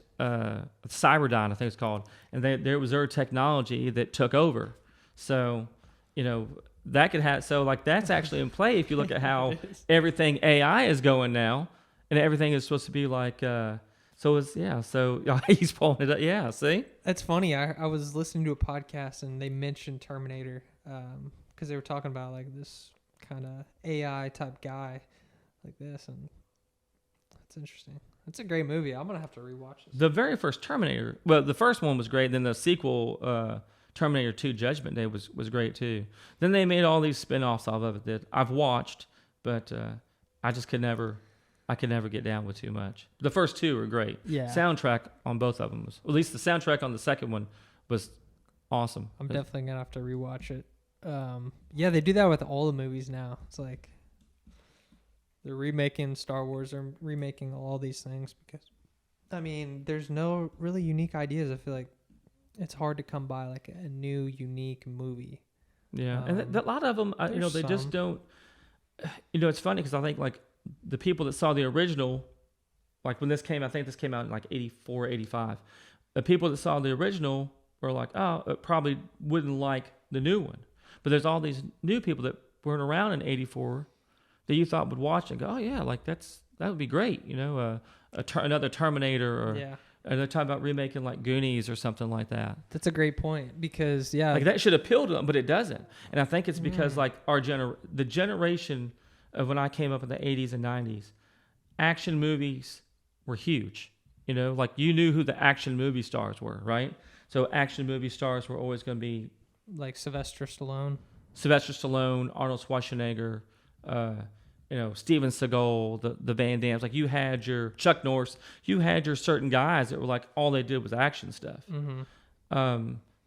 Then it came to a point like where that kind of like died off for some reason. Mm-hmm. But like now, there's not really like a guy you go, 100% this dude is, He's the guy. he's like the action guy. Yeah, I agree. Yeah, You know? who would he be? I mean, Matt Damon was kind of up there with like the Bourne Identity series. He started the Bourne. I thought that was great. But then he also Yeah. came out with some other ones too. You know what I mean? I hear your point, but I also think so. Like Disney right now has done so many remakes, but if you think about it, yeah, like the kids nowadays, they're not gonna go back and watch, one of these old Disney movies with the graphics they had back then. When they're used to seeing is like, these 3D graphics on an iPad. Like these kids growing up nowadays, they're gonna want those like new movies, and so I think there's a market for that. What like all these remakes are doing, but I don't know. I like new ideas, and there's some good movies. Have you ever heard of Jordan Peele? Yeah. Yeah. Yeah. Okay. Key and Peele. Yeah. Yeah, he actually directs some phenomenal movies. Because he did, what's the one? Get Out? Yes. Yeah. These are actually some of my favorite movies. Like, let's see. Have you seen this new one? Nope. No, I have not. It's like supposed to be with aliens, right? Yeah. So I saw Get Out. This one's really good. You having a run? No, we're Okay. good. We're good. Yeah, this one was very good, but never seen, I didn't see this one. I saw, what's the other one where they were, Us? Yeah, Us. Yeah. See, I've seen some of them. Yeah. But I hadn't seen Nope. You said that was pretty good? I liked it, but He does a Twilight Zone series. Have you seen that? he does? He does. Oh, really? No. He does. Yeah, he does a Twilight Zone series too. Let me look this up.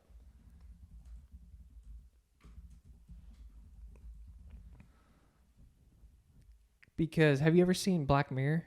Black Mirror. No. So it's kind of like a Twilight Zone futuristic kind of thing. Like Okay. it's on Netflix, and it's like all this dystopian ideas. Like, what if you're able to rewind your memory and like replay things, But it gives like the worst case scenario of that. And so it was like a couple that was fighting, and they're like, but I remember this party that we went to, and you said this about me, and you were looking at him. I saw it. I rewinded. I watched it. That's like fighting with a woman.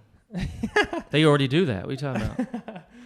Woman gets mad at you, man. That's how they fight. Like a chain link fence. That's what I always tell people. They mad at you for one thing, and then next thing you know, it's connected to another thing and to another thing that goes back several years. What do you got to do then? You just have to You just accept defeat. you just accept defeat. Yeah, that's probably a good thing. Yeah. Take the high Typically road. we start trying to argue and make points, and they're pretty stupid, but you're holding to it because you're like, I don't want to lose this. But in the back of your mind, you're like, oh shit, like she's probably right. Yeah. But I can't let her know. I'm gonna watch this. It's Yeah, cool. he does a little new Twilight Zone. I don't remember. It's probably like 2020 somewhere around there. I watched one of the old Twilight Zone episodes where the guy he was like walking around his town, and no one was there, Yeah. and it was spooky. It's interesting. So like when I was growing up, I want to say it was on like they used to do a Twilight Zone marathon, New Year's Day, and then Memorial Day. They would do Twilight Zone marathons. Okay. And I would sit there and watch these old black and white ones. And they still come on now. Every once in a while when I can't sleep and I wake up in the middle of the night, or especially in the morning, like 4 o'clock in the morning, Sci-Fi Channel will play some old ones. Yeah. And, man, I still love them to this day. What about kind of this topic do you like the most? Like the mystery about it? Or? So, like, when I was growing up, man, I used to love sci-fi stuff. So, like Twilight Zone, the old Star Trek. Okay, I haven't seen any of those, but I feel you. It's just, I don't know, man. It's just something nostalgia about Sci-fi, the black and whites like that, just the old black and white movies. And it's like a lot of it, man, pertains to like if you really, I didn't realize it when I was a kid, but when I go back and watch it, if you watch some of these, it's a meaning behind it about life. You know what I mean?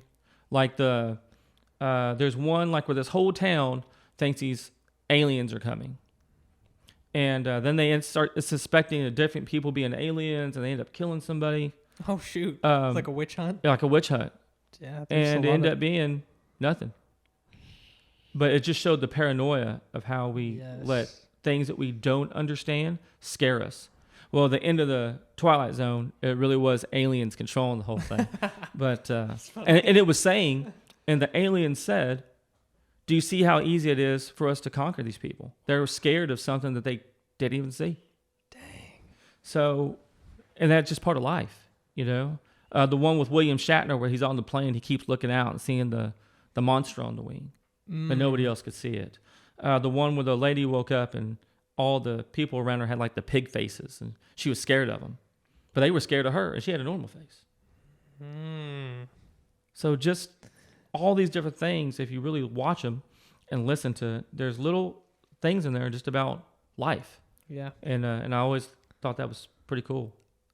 That's awesome. Honestly, I agree. I love a lot of the things that have like a meaning. Like I'm not for like the Marvel movies. It doesn't really. Oh, really? It doesn't really get me going or anything. I like a movie where it makes you think, and there's like maybe a twist at the end, like a lot of Jordan Peele's movies. But did you ever watch him in like the Key and Peele standards? Yeah, so funny. Oh man, he did So a few, funny. man, that was just off the top, man. I loved him. He did this one that I thought was so funny. Where let me look some up. Do you remember the Continental Breakfast one? The Continental Breakfast? He's like at a hotel and he goes and he's like thinking he's gonna have like this 5-star meal like for breakfast, and it's like just a continental breakfast at like a regular hotel. And he's going through, he's just eating like the food like he's, you know, like royalty in a way. So obviously like the substitute teacher one is like the most popular, right? That is like that's probably like his like 212 million views. That's crazy. Freaking hilarious. He did one where pretty much, man, they're lying to each other saying that they called their wife a bitch. Have you ever seen that one? And I think it's funny, man. Yeah, because I said that they get real quiet and look around and they check their phone. I think that's funny, man, because dudes really, they don't call their wives that, but they'll start talking shit with other guys. Man, let me tell you what I said. And they get real quiet and look around. I said this. And everybody there is like, you really said that. Like, yeah, I said it. Well, like, man, you didn't say nothing. Yeah, you didn't say nothing. So I always think that was pretty funny. But man, dude, yeah, these guys are freaking hilarious, man. And it's usually things that are, you know, that everybody can relate to. Yeah. You know, did you used to watch Dave Chappelle show? No, but I actually watched one of his the racial draft. Yeah. Yeah, that's pretty good. That was funny. I was gonna make the point, like, some of this stuff, like, do you think I actually appreciate that, like the racial draft, you know, it's a joke about each race. It's not like demeaning, you know, races, and it's just making fun of everyone. Yeah. You know, it's not like singling out one. Do you think that we're going like in a direction where that stuff's not going to be around anymore? Like, or man, even Chappelle said he couldn't do his Chappelle show now because he felt like it's too, like, people are kind of, I hate to say sensitive, but it kind of feels like it is a little bit, you know. So, I mean, I feel like sometimes we get caught up too much, like in what social media and the news tries to portray as stuff, and it tries to make it seem like everything is like negative and divided and all this. When, man, I really don't. I don't think everybody's like that. How about that? I agree. I don't think everybody's like that. I think maybe some, because I always believe that there's never 100% of anything, right? Yeah. Maybe some are like that, but I don't think everybody's like that. And I think that sometimes, man, we got to quit looking at the 15-second clip on like social media and go back and like really research like the whole thing. Yeah, too. And there's like, I don't even know how many people are on Twitter, you know, like it's just a minuscule part of the population. Yeah. It's really small. But I don't know. Every time I get on Twitter, I see something that enrages me. Yeah. Like literally, if I get on it right now, I scroll, there's something, there's like the other day I was on it, I was at the car dealership and I was just killing time. I go on Twitter and I scroll.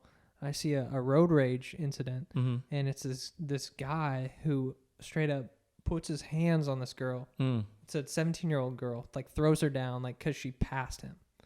There's a video on Twitter, and she's like going around. Why are they promoting that? Right. What I hate, man, is when I see things like that and people are just standing around recording it and no one's like trying to help. Oh my God, yeah. You're just as much as a problem. Mm-hmm. You're trying to get your 10 seconds of fame to put it on social media. 100%. Instead of like, there's like 20 of y'all with phones out. How about the 20 of y'all stop somebody from doing something? Or tell them, hey, why don't y'all quit bullying that person? Instead of recording it. It takes leaders to step up. Or people, at concerts, like everyone's like watching it through their phone, Yeah. It's funny because I just worked, for the fire department, we work a lot of concerts and stuff it's called special events for like cowboys and stuff. So like I worked this Taylor Swift concert the last weekend. Oh my goodness. 3 straight shows. 3 straight shows. And now sold out. I got to admit, she's a performer. Respect. I believe it. She's a performer. And those people that showed up absolutely 100% love her, like 100%. Yeah. And but to sit there and watch them and they're like record it and like record themselves watching the show oh my God. and singing along.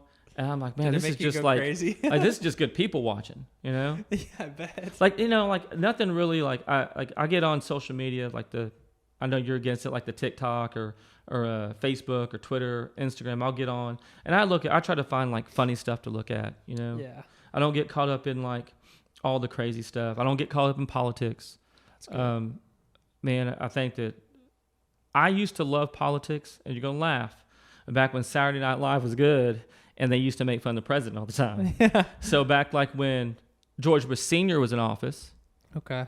they'd make fun of him. Dana Carvey would play George Bush, and he would make fun of him. Okay. And then Clinton was in office, and they'd make fun of him. And then Will Ferrell made fun of George Bush Jr. Like, it was funny. Both sides. Both sides. Like, it was just, those people just made fun of him. That's what they did. Yeah. And now, man, it's like they don't even really make fun of anymore, like anybody anymore. And it's like gotten real, like, I don't know. It's just not the same. Since Saturday night, like, since comedy's not the same, they're not making fun of them, I've kind of like not really paid too much close attention to politics, because it's just, man, it just is what it is, man. Though, regardless of what you listen to, they're not.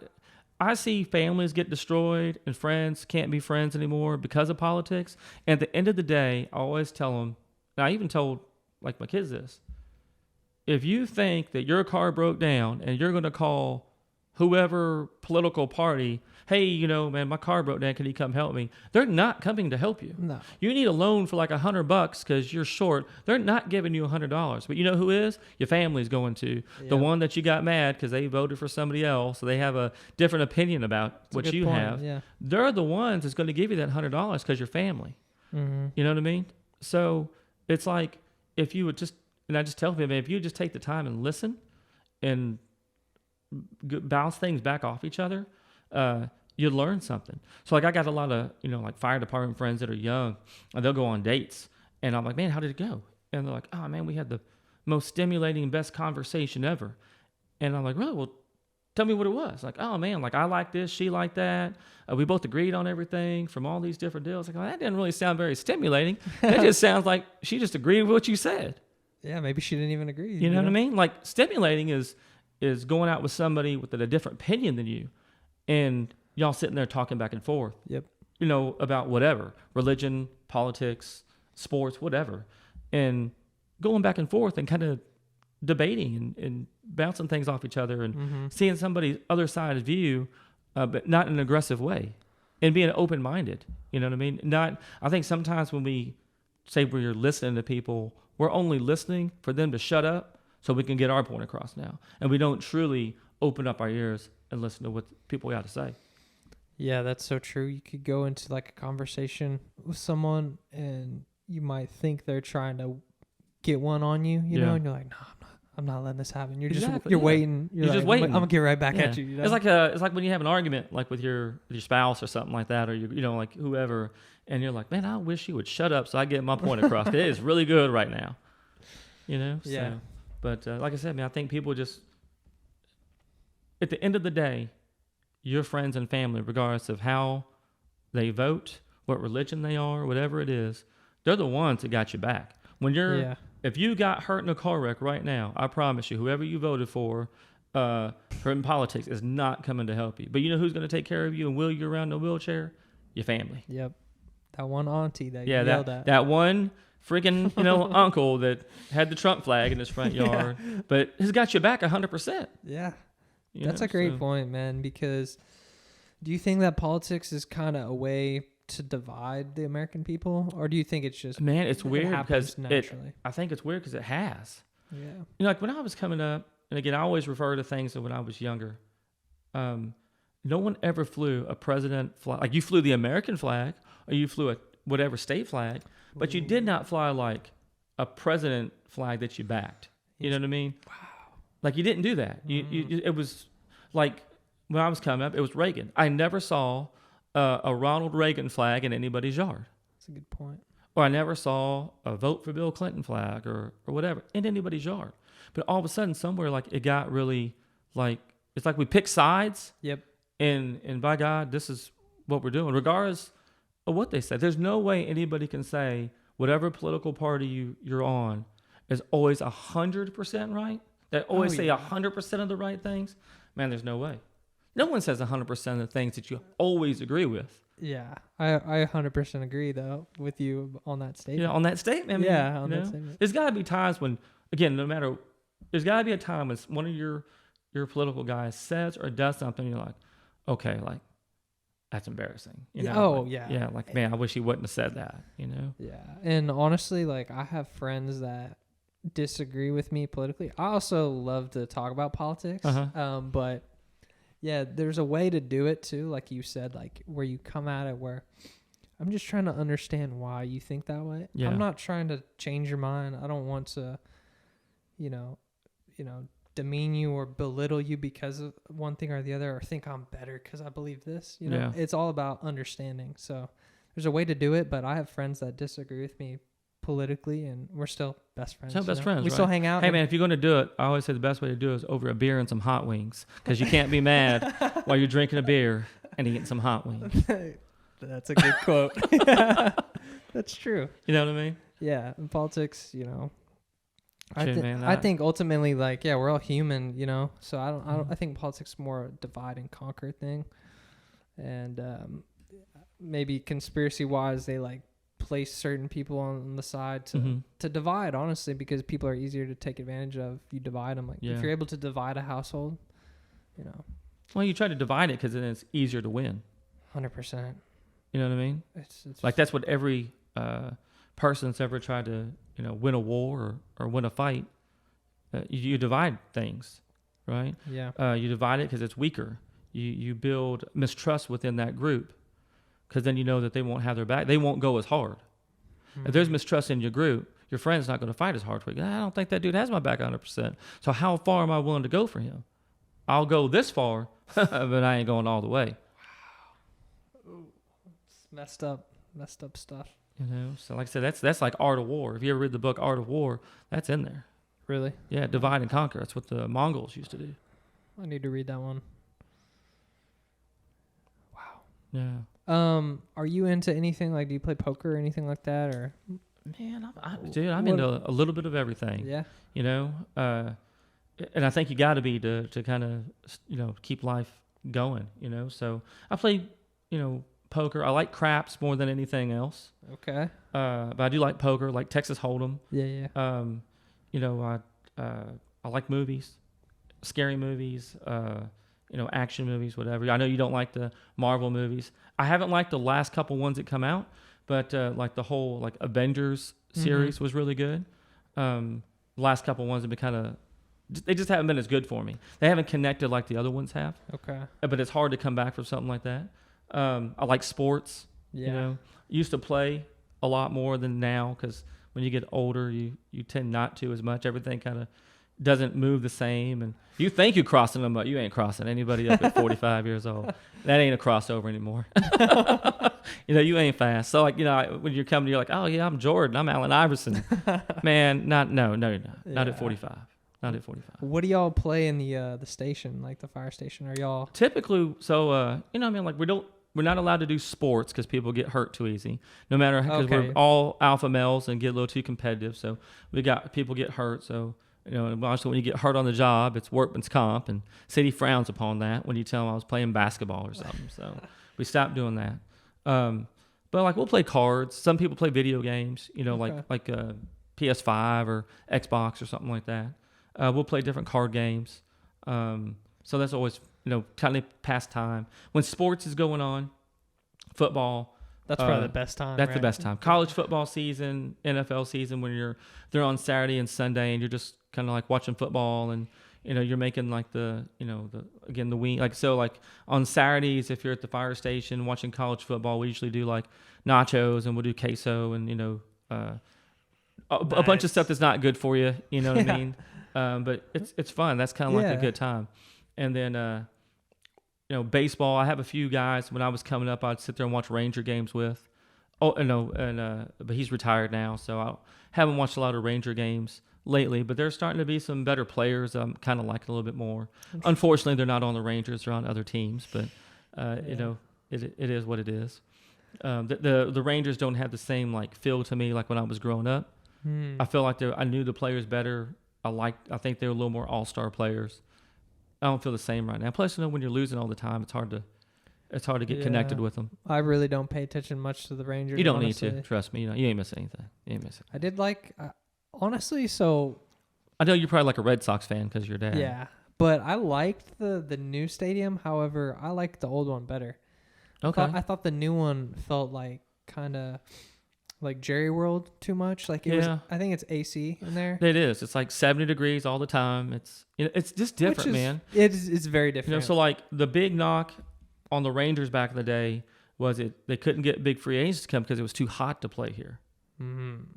July, August, September, hell, even October, it's hot. Yeah. And to play here then, it's hard to play. So they weren't getting the free agents they wanted. So that makes sense. They wanted to do this new stadium, what's enclosed. Now they have the option of opening it, and they do sometimes. But man, I don't know. I just like the old stadium. I just remember the old stadium better. I have better memories of the old stadium than I do now. And I think it's because I was a kid when I was going to the old stadium, and now I'm like an adult working there. So it's not the same. Yeah, I kind of do like a lot of older things. Like I have a nostalgia for a lot of things. I don't know. Do you ever, this is going to be a weird question, but have you ever looked at astrology at all? Astrology? Yeah, a little bit. Yeah. A little bit. When's your birthday? February 8th. So I'm an Aquarius. Okay. Interesting. Yeah. Do you believe anything like that or no? I'll read some of the fortune things, or like the ones that say like if you're an Aquarius, you kind of act this way. Sure, yeah. I kind of believe in some of that type of stuff. Okay. Because some of it's on point, I'd agree, yeah. But man, as far as like anything other than that, like what are you talking about? Like break it down for me. What are you talking about? Well, just, I don't know. It's kind of like help you understand yourself a little bit more, maybe. Okay. For me, like when I looked at it, a lot of this stuff, I was like, wow, I kind of like align with a lot of this. It's kind of making sense. And I don't live my life by it, but I think it's an interesting thing. I don't know. I think JP Morgan said like what was the quote? He's like, millionaires don't look at astrology, but billionaires do. I think he said that. Yeah. It was weird. But man, I find everything a little bit interesting, like astrology and, even like some tarot cards and, just different things like that. I always think it's interesting. Do I put too much stock into it? Probably not. Yeah. Well, that's interesting you say that, because this is going to be a weird conversation, but, Aquarius, I'm a Capricorn. Okay. But Aquarius, I have a lot of placements in Aquarius. Uh-huh. So I get along very well with like. I can feel the energy right here, so I 100% agree. Yeah, I'm believing it. And I think Aquarius are very unique and independent too. Okay. So just a little interesting. Yeah, it's very interesting. Now you got me curious. I'm gonna have to look it up when later on. I'm gonna have to look it up and see exactly how this goes. Go look. Have you ever done a birth chart? A birth chart? No. You type in like your birthday and birth time, and it gives you all your placements because there's the sun, the moon, your rising personality. There's a lot of different things like that I don't know. And it's funny too, like I'll go through and I'll look back at like people. I'm like, oh yeah, that makes total sense why you're that, you know? Okay. I don't know. It's interesting stuff. Yeah. You know, man, it's weird how like things kind of all intertwine. That's a good point. Yeah. You know what I mean? Yeah. So, I don't know. What are you into other than podcasts? And Well, what are you into?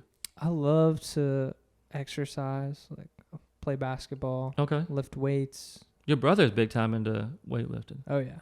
Ben, I mean, he has a crazy story. Like he's always a big kid. Mm-hmm. But I remember him when he was younger. He's just a big dude all the time. Yeah, and then he just, I don't know, like genetics are crazy. Like he blew up, you know, and Yeah. just got strong.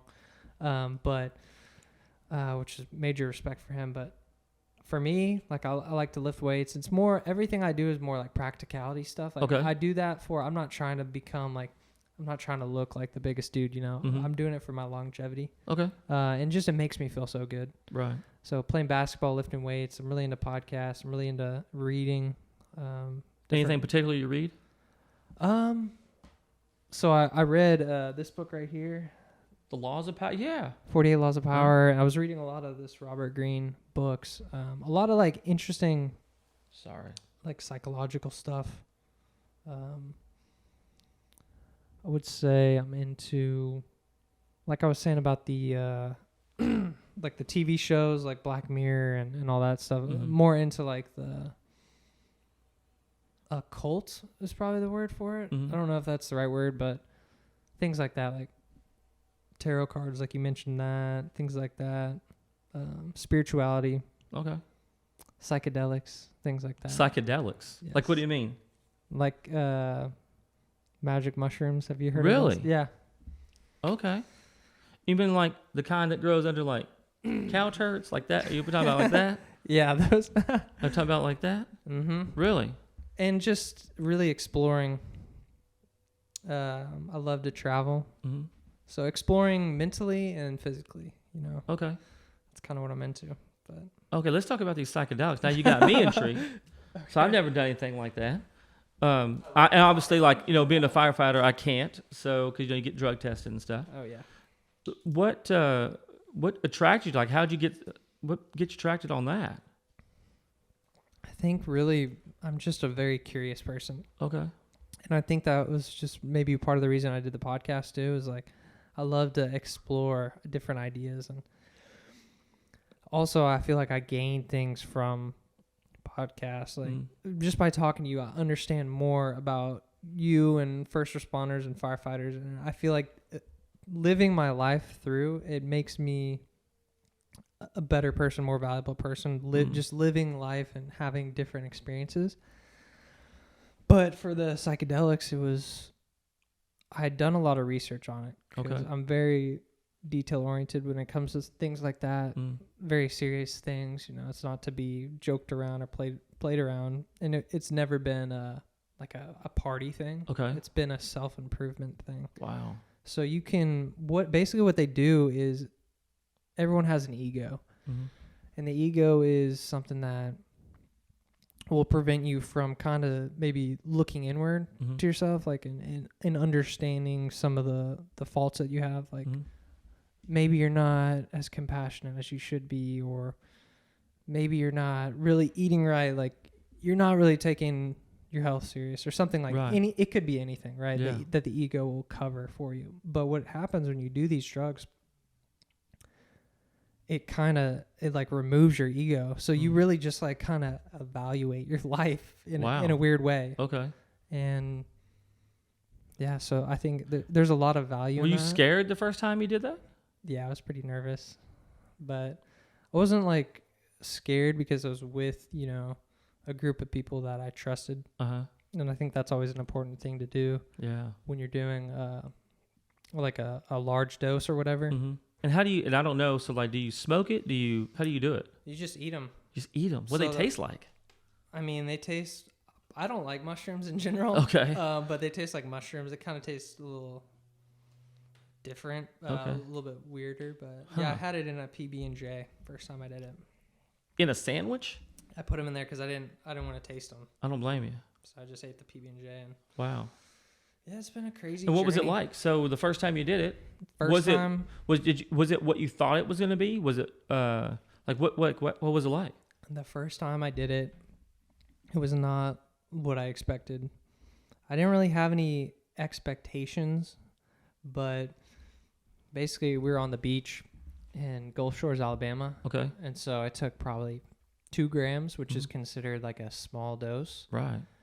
not a microdose, which microdose is something where you don't feel much, but you feel a little bit enlightened. It's really good for, day-to-day, like anxiety, stuff like that. But Okay. this one, yeah, we went to the beach and I was just kind of staring at the water, and, it kind of opened my eyes a little bit. And I took from that, I was like, I need to focus on the things that, are beneficial in my life, like my family, my friends, like doing things that I enjoy. And it was almost like a message Wow. that I took from it. Yeah. And I've since done a couple more experiences in larger dosages, and those have been all different in their own right. But I think it's important for people to understand it's not for everyone, and it's something to be taken very seriously, and you have to do a lot of preparation. So what I did beforehand was I wrote down my intentions, what I wanted to take from the experience, and kind of I do a lot of journaling in general, just to get my ideas out. But yeah, I love to talk about it and I love to recommend it. But one of the most valuable things I got from one of the experiences was I realized that we're all connected in a weird way. This sounds very woo-woo-y. No, it doesn't. But what I got was that literally, like, my life, I could live anyone's life if I was born as them. Like, hear me out. Like, if you were born into, extreme example, Hitler's life, and you lived out that life of becoming a dictator, ruthless dictator, and evil side of human nature, or you could be born into, Gandhi's life or something like that. Like, it seemed to me like I could understand how everyone got to the point in their life. I mean, I couldn't, like, it's not like I could understand everything. Right. But it sounds kind of pretentious, but it made me understand that we're all different. I shouldn't judge people based on, what if that guy grew up, like, in the hood or something, didn't have any opportunities, like, that's why he doesn't have a father figure in his life. That's why he's so aggressive, or something like that. And it just, you feel like a lot of love on it. And so it's really interesting. And I think it's a valuable tool. But, it's not for everyone. That's interesting. Yeah. Wow. I didn't know I was going to talk about that with you, but. Oh, yeah. Hey, man, like I said, I want to learn a little bit of everything, you know? So. And there's different psychedelics. There's LSD. Have you heard of that one? Oh, yeah. That one's crazy because that one's completely different. It's like a synthetic one that someone would create. Right. Like acid, like dropping acid. Yeah. And I don't like doing that. That one's weird, but I don't judge anyone. Like, people love to get drunk, Yeah. People love to smoke weed, that's all cool. Like, I don't judge, but yeah, I don't know. Man, life's so crazy. Yeah, man. Like, I hadn't heard about like doing like when I was in high school, I heard of people doing mushrooms, but I didn't know, and like LSD, doing acid. I didn't realize that was still like a thing. A lot of people. Only thing I hear about now is everybody smoking weed. So I stopped doing that. yeah, I just wasn't. It wasn't a good thing for me. I don't know if you've ever done that before, but basically what I had to realize in my life was that I can't be getting what's giving me the dopamine boost in my life. Is it a drug? Is it something that I'm smoking? Or is it like, following my dreams, like getting things done, accomplishing things, producing things, having great relationships with my family? That's what I should make be like the dopamine generator in my life. I shouldn't have. Why am I using a drug? And that was like a big realization. Honestly, too, it was like when I would smoke, it'd be like, dang, I'm getting really bad, like anxiety. Like, why am I doing this? Like every time I'd be like, dang, I shouldn't be doing this, I have to like get my shit together, you know? Yeah. But Yeah. I don't know. It's crazy. That's cool though, man. Yeah, it's an evolution, because at one point I was like, this is like a medicine, people should do, everyone should do it. But I completely don't agree with that anymore. But I mean, I think everything has like benefits to it. Like I hear people talk about like THC and CBD have different benefits to health. I heard people talking about like they have kids with seizures and they give them THC and I've heard of that helps too. that. So, man, I think everything has some benefit. That's a good health point. benefit to it. You know what I mean? So Because anything can be abused. anything can be abused. Yeah. Yeah, 100%. Alcohol, whatever. People abuse Ice cream. to an extent. Ice cream. Yeah. Fast food. Like everything can be abused, right? So it just depends on how you control it and what it's doing to you. Yeah. But I wanted to ask you, do you have any wisdom that you can impart on the audience or me Any as a wisdom? youngin, And it's a youngin. How old are you? 25? 25. Man, you ain't young anymore. How old are you? 45. I'm 20 years older than you. Then you should have plenty of advice. No, Oh my gosh. I always think that surround yourself with people that you want to be like. So like if you want to be like if you want to be a good husband and a good father, and you want to be like a good person, try to have your circle be those type of people. You can't go. I want to be a good husband, but you hang out with a bunch of 20-year-old single dudes that go and party every night. Because they're not lined up with what you want to do. You know what I mean? So if you want to be an entrepreneur, you want to be a millionaire, start surrounding yourself with people that are already goal-driven, goal-minded, that are trying to do the same thing. Because then you get there faster. That's a good point. Yeah. I always believe everybody got dealt a different set of cards in life. So it's just, how you play them. So don't always judge everybody. That's a great point. Because at the end of the day, from everything that I've talked to people and learned over my time, is that for the most part, everybody wants the same thing in life, regardless of who they are. Their religious belief might be different. They might be from a different country, or they might have voted different or whatever. But at the end of the day, for the most part, everybody wants the same thing. They just want to be happy. You know what I mean? They want to love their family. They want to be the best man or woman they can be and provide for them. And the big thing is they want to be loved back. And everybody wants the same thing. Yeah. They just, we're just, like I said, we're just all a little different. But different is a good thing. I agree. Different's a great thing. So it'd be boring if everybody was the same. Yeah. So boring. So, and I always try to learn stuff from different people. That's why I came here, learn something from you. I told you earlier, I learned things from my wife about being, being more fearless like she is. And I learned things from my kids all the time. And I got this new 1-year-old baby at the house, and I learned, how to be a dad again, how to be patient, because the thing is, like I said, when your youngest was 18 years old, and then now you have a 1-year-old, man, your time is different. Your time as man is different now, and how you used to do things before is different because now you got to take care of this little baby and hold this baby around. So your time is different. But I learned things from my oldest daughter. She's so adventurous and always goes on vacations and does all this traveling all around the world. I've seen that, yeah. Yeah, she's phenomenal. So proud of her. And so I look at her, and she's so carefree and she just lives life, and I think that's awesome. And then my son Zach, he's at West Point, and trying to live his dream, playing football and do his military thing, and took the hardest route possible.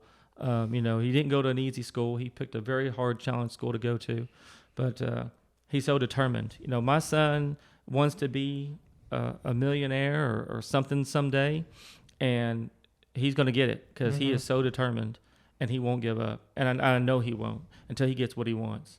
And I see it all the time. Wow. So, and he's a man, I say he's a kid, but really he's a young man now, that'll is going to college and playing college football and going to serve his country. So he's not a kid. Even though as a dad, you always look at your kids as little babies still. And you treat them like that. Like my wife always gets on to me for treating them like little babies. But that's the way you're always going to see your kids is little, even though, like I said, they're grown. You know, and then like I said, my 18-year-old Kinsey, she's about to graduate from Martin and go to Colorado State for school. And Nice. the one thing about her, man, and I just love is that she is herself and she's comfortable in her skin, and she's just so free and just she's so funny and just outgoing. And man, we have a lot of the same interests. We both like Avenger movies. We both like so like I like, don't laugh, but I like doing like Legos and stuff. I'll convince her to do Legos with me, and she'll do that with me. And then she's really good at like magic card tricks. So Dang. yeah, Okay. so no, we'll do that back and forth. But and she's super funny, and she has all these D's nuts jokes, and Oh man. always gets me all the time. So, but like I said, awesome. I always try to learn something from. You know, if you can't learn from your family, then you know, like I'm sure you learned something from, you know, your mom and your dad, and probably learned something from Cal. I don't know. Yeah, sometimes. How's he doing, man, with his foot? He's doing good. He's actually coming back tomorrow to get his screws out. Oh wow. Yeah, so the road to recovery is, you know, the light at the end of the tunnel's there now. Good for him. Good for him. Yeah, he just got to keep on going, man, and Yeah. he'll get there. He's such a good. You're blessed, man. You got a great family. Very blessed. Very good family, man. Your circle is strong, and you couldn't ask for a good start. You know, a better start than you had, because like I said, know. your family is super awesome. I've known your family for a long time, and they're great people. So Thank you for saying all that. That was really special. And yeah, it's something that I think about. I try to like keep in my mind more. It's just to be grateful throughout the day, because, you know, you get used to kind of things that you might have, and, you know, the day-to-day life, like then little things start to become, you know, like for example, having to go get my car serviced, having to wait 2 hours, you know, that tested like my patience, like, right. like your patience being tested for a different reason. But that is something where I'm grateful to have a car. I'm grateful just to be able to, you know, not have any payments on it. I was given this car, like, and it works fine. It's gonna work for another 200,000 miles. And that's what I got to remind myself of more, because it's really easy to take things for granted. It is. At least for me, and just try to keep that in the front of my mind. But Yeah. yeah. No, I mean, it's easy to, you know, to only see what we're seeing. You know what I mean? Because that thing is happening to you, right? It's like the 2-hour wait, getting your car service, you know. You're like, this sucks, man. Like, you ain't thinking about those other things because it's affecting you right then, you know. Yeah. At the end of the day, you go back and look, like, man, I'm grateful to have this car and all that. But at the time, you're like, man, that's some bullshit. I'm waiting 2 hours to get this. I'm trying to go to work. I'm trying to go to work. I'm trying to go get something done, man, you know. Yeah. This beer ain't drinking itself, you know. So, yeah, so I totally get it, man. But I don't know. As you get older, you just kind of, I don't say you get older. I think it's just as you gain more life experience, you know, you start kind of seeing things a little bit different. You know, someone told me one time, like, you can only carry around so many bricks in life before it weighs you down too much. You know, so like every bad thing you hold on to, every regret that you have is a brick, and you just carry them around. And after a while, it just bogs you down. You can't get any further because you get tired of carrying it around so long. And eventually you got to let some of those go. That way you can keep moving. The bad thing about life is you pick up more bricks as you go. Part of it. You know what I mean? So, but sometimes, like I said, you let that go. Just let it go. Yeah. You know, you got to let them go sometimes. You know, regardless of what it is. A mistake you made in the past, something like that, something you regret, whatever. You got to let it go. Because the thing is, man, whatever that mistake was, it changed you for a reason. It made you can look at it as it made you a worse person or it made you a better person. I always like to think, man, everything that we do like that, we learn from it makes us a better person. You know what I mean? If you didn't like something because you felt like regret, and regret's one of the worst feelings ever, then, man, you learn, man, like, hey, I don't like this feeling anymore. I'm going to make sure that I follow through on something. I'm going to take a little extra time to make sure I do it the right way. If it's a bad grade or I didn't get what I want, You know what I mean? That's like looking at it as, it's not a loss. It's a learning It's experience. always a learning experience, man. Everything's a learning experience. Learning doesn't always feel good. Learning hurts sometimes. That's when we learn the most, is when it hurts. You know? Because you don't ever forget that. Yeah. Like, it's like the first time you ever get the wind knocked out of you. Like, really get hit and get the wind. Like, you remember that, and you don't ever want that to happen again because it's the worst feeling ever. You remember it, and that's a learning experience. Took me back when I was like a little kid, right? 8 years old. Yeah, you know, or the first time you burned yourself on something hot, or you're doing some electrical work and you go, you know what? I'm just gonna take this wire off, and I'm gonna turn the breaker off. And you shock the shit out of your hand. You're like, oh, that was dumb. You know? Yeah, you learn from all the experiences. You learn from those, and it's it makes almost. I think of it as like a test too. Yeah. Like you're saying, like a real character. You see it when. How are you going to come back from something that happens to you? And, I think of it as like God's testing, me throughout different things and, seeing how you're going to react to certain things. And anything like, that's how I got to just change my mindset. Anything in my life that I think is kind of a challenge or anything like that, I got to think of it. This is a test. Like this is actually, don't look at this as a bad thing. It's actually going to improve you. And I think it's all in the mental, if you can change your mentality to think a certain way and like the positive self-talk too, like you're saying, like if everyone makes mistakes, like if you dwell on that mistake in your life over and over again, like which people do, and I've done in the past, right? But you just gotta be positive about it, and you can't really dwell on it because if that's filled in your mind, it's just the negative space. You gotta get out of that. Yeah, like I said, the more you the more you put yourself in those darker spots, it's harder to get out of. You know what I mean? So you just got to try to do the best you can to remember that everything happens for a reason. Good or bad. It happened for a reason. And it might look really bad right now because you're kind of caught up in the storm. But if you can weather the storm, everything always works out at the end. And I always give the example, like a couple of years ago when that freeze came through and there's no water, no electricity, and all that for a couple of days, and people thought it was the end of the world. But literally 4 days later, it was 75 and sunny. And the ice is gone. Water. It changes just like that. But life changes just like that. You just gotta hold out. You just gotta weather the storm, because life will change, and nothing's ever the same. The pendulum will eventually swing to the other end, and it'll be better. But every time you learn that you can handle something, then I think it's God telling you that he's training you, he's building you up, he's building like another piece of armor for you to tell you like, hey, like this ain't even the battle yet. You're just learning. So every time something bad happens, every time another bill comes through, you go, oh my God, I only got $200, and how am I going to make it till payday? Or every time an injury, or every time something happens, you don't get your way. It's just another, and you overcome it. And you go, man, it wasn't as bad as I thought it was. I'm going to be all right. That's another way to learn that you haven't reached your 100% yet. You know what I mean? You haven't reached it yet. You're far away from it. Sheesh. So like there's a scripture in Isaiah 43 out the Bible that talks about, and firefighters use this scripture all the time. It's like, you're going to walk through water and not drown, and you're going to walk through fire and not get burned. You're going to walk through the other side. It's like, because once I call you by name, you're mine. People misinterpret this as nothing bad is ever going to happen to me because I believe in God, because I'm saved or whatnot. People misinterpret that. That's not what God is trying to tell you. God is not saying if this happens. He's saying when this happens. He's telling you bad things are going to happen. Yeah. And you will overcome it. And we'll overcome it together. But you got to endure. You got to learn how strong you really are. We just don't realize it, how strong we truly are. Yeah. We quit too soon.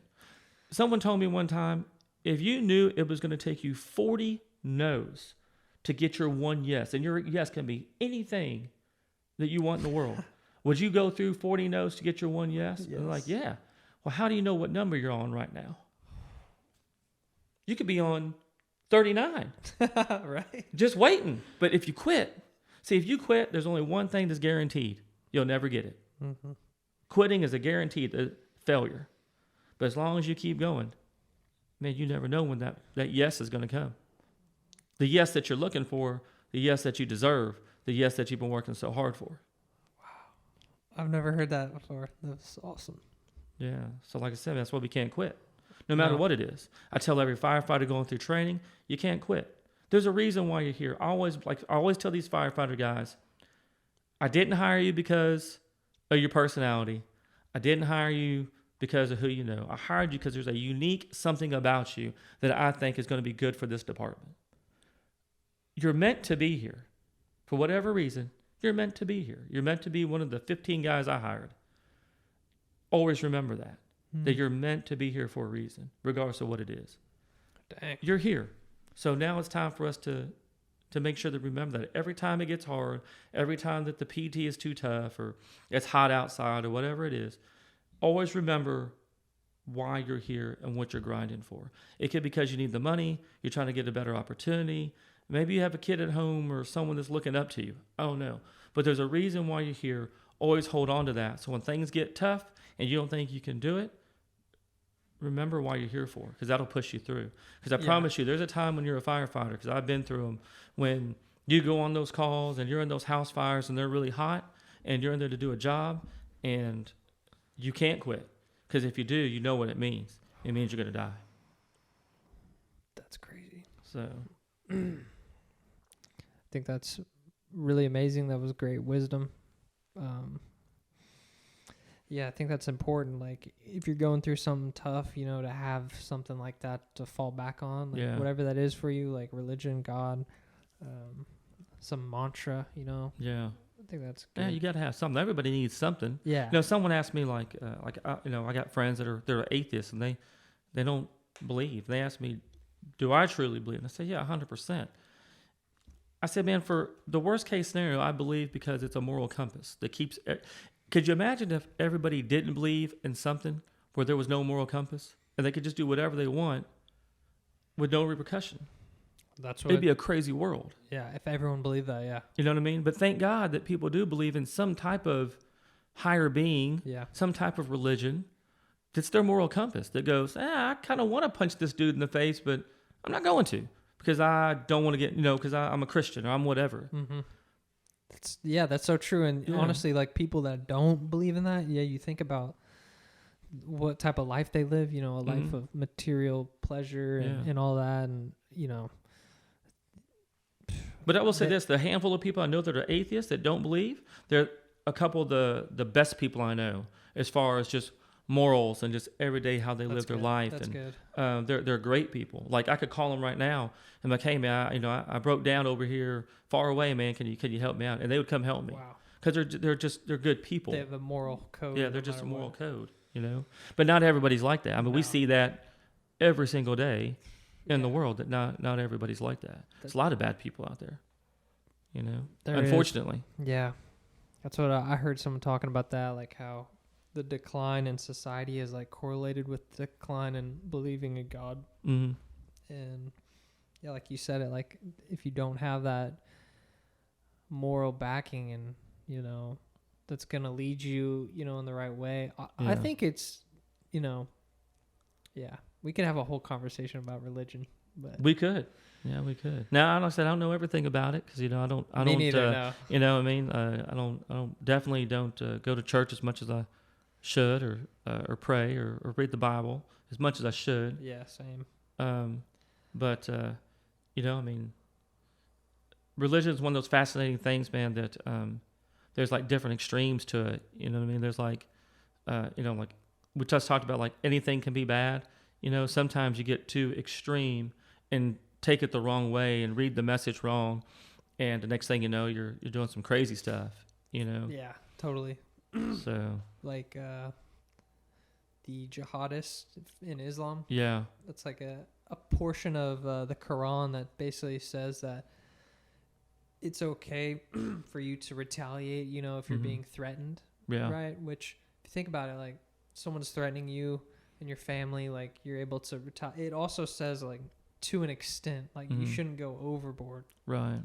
And that's something that I think a lot of people would agree to, but like you said, people take that out of context. They're like, America's evil. Yeah. they're against the word, we have to retaliate. We have to, 9/11 or whatever. Exactly. Yeah, like I So, said, man, you can take anything. anything and Yeah. It's crazy. flip it, make it bad. And I was playing around telling somebody that, man, the way those people love Taylor Swift, man, she told them to go like, hey, I'm not playing unless you do X, Y, and Z. They would probably go do X, Y, and Z to get her to play, so. That's scary. Yeah, thank God she's on our team. So. Oh, man. Well, we've done about 2.5 hours. Has it been that long? Yes, sir. Yep. Oh, wow. That was crazy. It went by really quick. I know. That was a great conversation. Man, I really dude, yeah. appreciate you coming, and I learned a lot. And I don't know how much firefighting we actually talked, but we sure did talk about a lot of other yeah, a lot of other I know, things, right? so. And that's the thing too with podcasts. We come in, say we're gonna talk about something. We talk about anything, Yeah. anything comes up. And for me, it feels like the same thing come up: politics, psychedelics, and religion. Does it really? Every Well, single time? Those are things I'm like into. But Yeah. not every time. There's certain people that I don't want to talk to about. Or I'd rather talk about other things. But I don't know. I But figured like music or something like that would come up on your I stuff. talk to people about music. I was talking actually a podcast that I haven't put out yet with a group of guys. We're talking about just like the music that's being played for everyone, right? Hip hop. Yeah. And don't get me wrong, I like a lot of hip hop. Uh-huh. However, when I was growing up, I started listening to. I'm like a lyricist where I focus on the actual words, Mhm. And so when I was growing up, I was listening to. There's a guy named Logic. I don't know if you ever heard of Logic. him. Mm-hmm. I know who Logic is. Yeah, and so a lot of his music is really his thing is peace, love, and positivity. That's Okay. his like slogan. And so don't get me wrong, like he has music that's like Mhm. for kind of the animalistic side, Right. if you would say it, but all the other music, like it's like killing people, popping pills, like disrespecting females. All Mhm. this stuff is like played over like a catchy beat, right? Right. And all the kids are like saying it and everything. I Mhm. think it's kind of demonic, really. Okay. And I don't know. I did have a conversation about that the other day. Or if you really sit back and think, like, what are you saying? Like, what are you like constantly? You're playing the song over and over again in Mhm. your head. Like, I feel like that stuff tends to become your reality, and it might Yeah. just change how you think throughout That's the day. good. Yeah. What? So you listen to Logic? Mm-hmm. What else you listen to? Have you heard of Russ? Russ. Mm-hmm. I have heard of Russ. I like him a lot. He's a self-made like Because entrepreneur. I think he's 5'3", but his money makes him 6'5". That might have been Lil Uzi Vert might have said that one. Yeah, I do know who Russ is. You Yeah, do? yeah. Okay, yeah. I like him. Who else? Those are like my guys. Like Okay. I listen to them a lot. Like it's usually in the mornings going to the gym. Okay. But I listen to a lot of podcasts. Gotcha. So when you're working out in the gym, doing your thing, Mm-hmm. a lot of podcasts. Oh, no, not in the gym. I'll play like music during like the workouts and Mhm. everything. And if I'm on a long drive, I'll play music. Okay.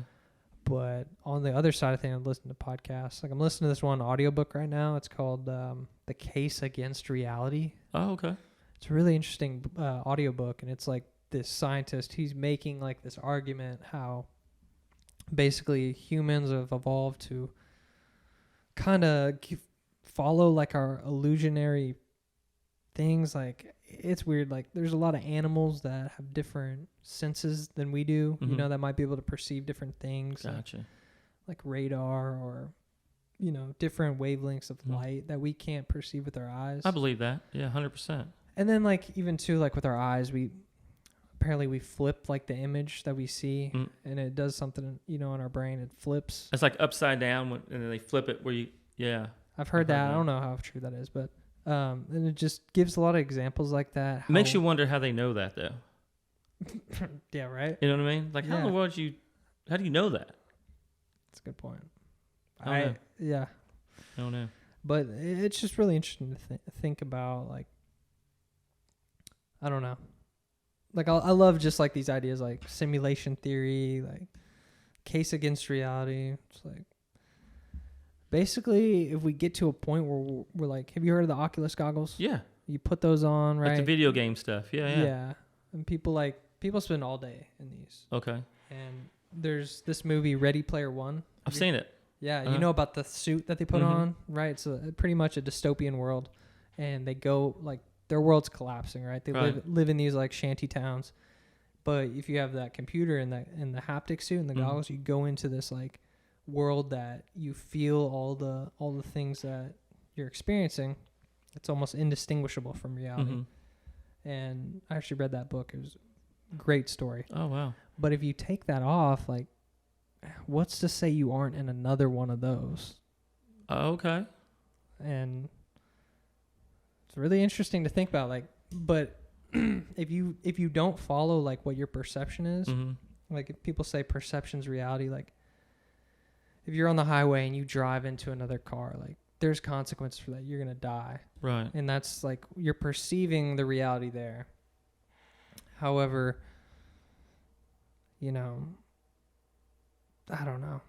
I'm like halfway through this book, and so that's deep, man. That's some deep stuff. Yeah, it's interesting. Like one of my favorite movies is The Matrix. Have you seen that? I love one? The Matrix. Yeah, it's such a great movie. Wow, look at you. Okay. Yeah, okay. I love all this kind of like weird stuff, but The Matrix was great. Great movie. A bunch of copperheads, right? That's what they called the people on the really? pods with copperheads. Oh yeah, they're referring to like the battery. You know? Yeah, giving all their energy to the little hive mind thing. To the program. Yeah. So it's crazy. Yeah, Matrix was good. As it got longer into it, I wasn't feeling the Matrix all the same. They were talking about doing a John Wick Matrix like blend in. Oh god. I would actually like to see that. I would, because I watched the most recent John Wick. That was good. John Wick 4. Yeah. Yeah, it was pretty good. He's dead though. No. You think so? Oh man. Did you see the end credits? No. You didn't see the end credits after John Wick? What was it? I ain't gonna tell you. Look, you're gonna have to Google up, YouTube okay, I'll watch it after end this. Credits of John Wick 4, and you'll see the end credit of it. So he's still alive. I didn't say that. I just said look at the end credits. Okay. Because there is an end credit to it. All right, I'll look it up. And there happens, and you just don't know what's gonna happen. So you just gotta. It kind of plays out like you got to figure it out. Yeah, there was something. I like that movie. However, like honestly, like that much killing is kind of a lot for me. Just like seeing. I mean, how many people did he kill? Like. Probably like 40 people, man. That dude was slaughtering more everybody. Like 400. I mean, the one where the John Wick before that. Remember when they're in the hotel? He's just slaughtering everybody in the hotel. I think he says like 60 words the whole movie or something. All he needs to say, man. Yeah. He let the rifle do the talking for him. I really like when they pulled up to that. It was like the first scene at like Asian hotel. Mm-hmm. And it's like that red light and the bass. It looks cool. Oh man, the whole movie. The was visual like looks that. cool like that. Yeah. Super visual. It's wild to think that Keanu Reeves now is Matrix John Wick, but then when I was growing up, he was Bill and Ted's Excellent Adventure. See, I've heard of that, but that's You've never seen Bill and Ted's Excellent Adventure. We think of him as the Matrix guy. See, man, you got to get to the root of who he is, man. What's it called? Bill and Ted's Excellent Adventure. It's where he's like Dumb and Dumber. Do what now? No, man, dude, come on now. Bill and Ted's was great. It's a good. You talk about movies that they try to remake. Bill and Ted's Excellent Adventure. Okay, I'm not judging. I just want to let me see. Time Machine. Okay. So this is Keanu Reeves when he was. That's him, man.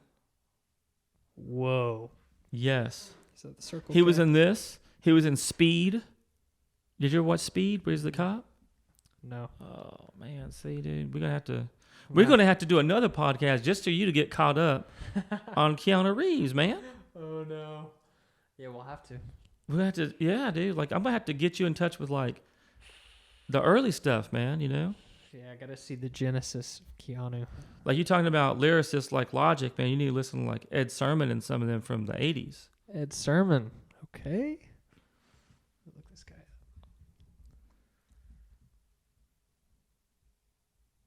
I think you're on the wrong one. That's yeah, you gotta look at the songs. You'll find it. He was a rapper from back in the day. Okay. Ed Sheeran. They're wanting to pull Yeah, up they Ed wanted to Sheeran. pull up Ed Sheeran. I'll pull them up later.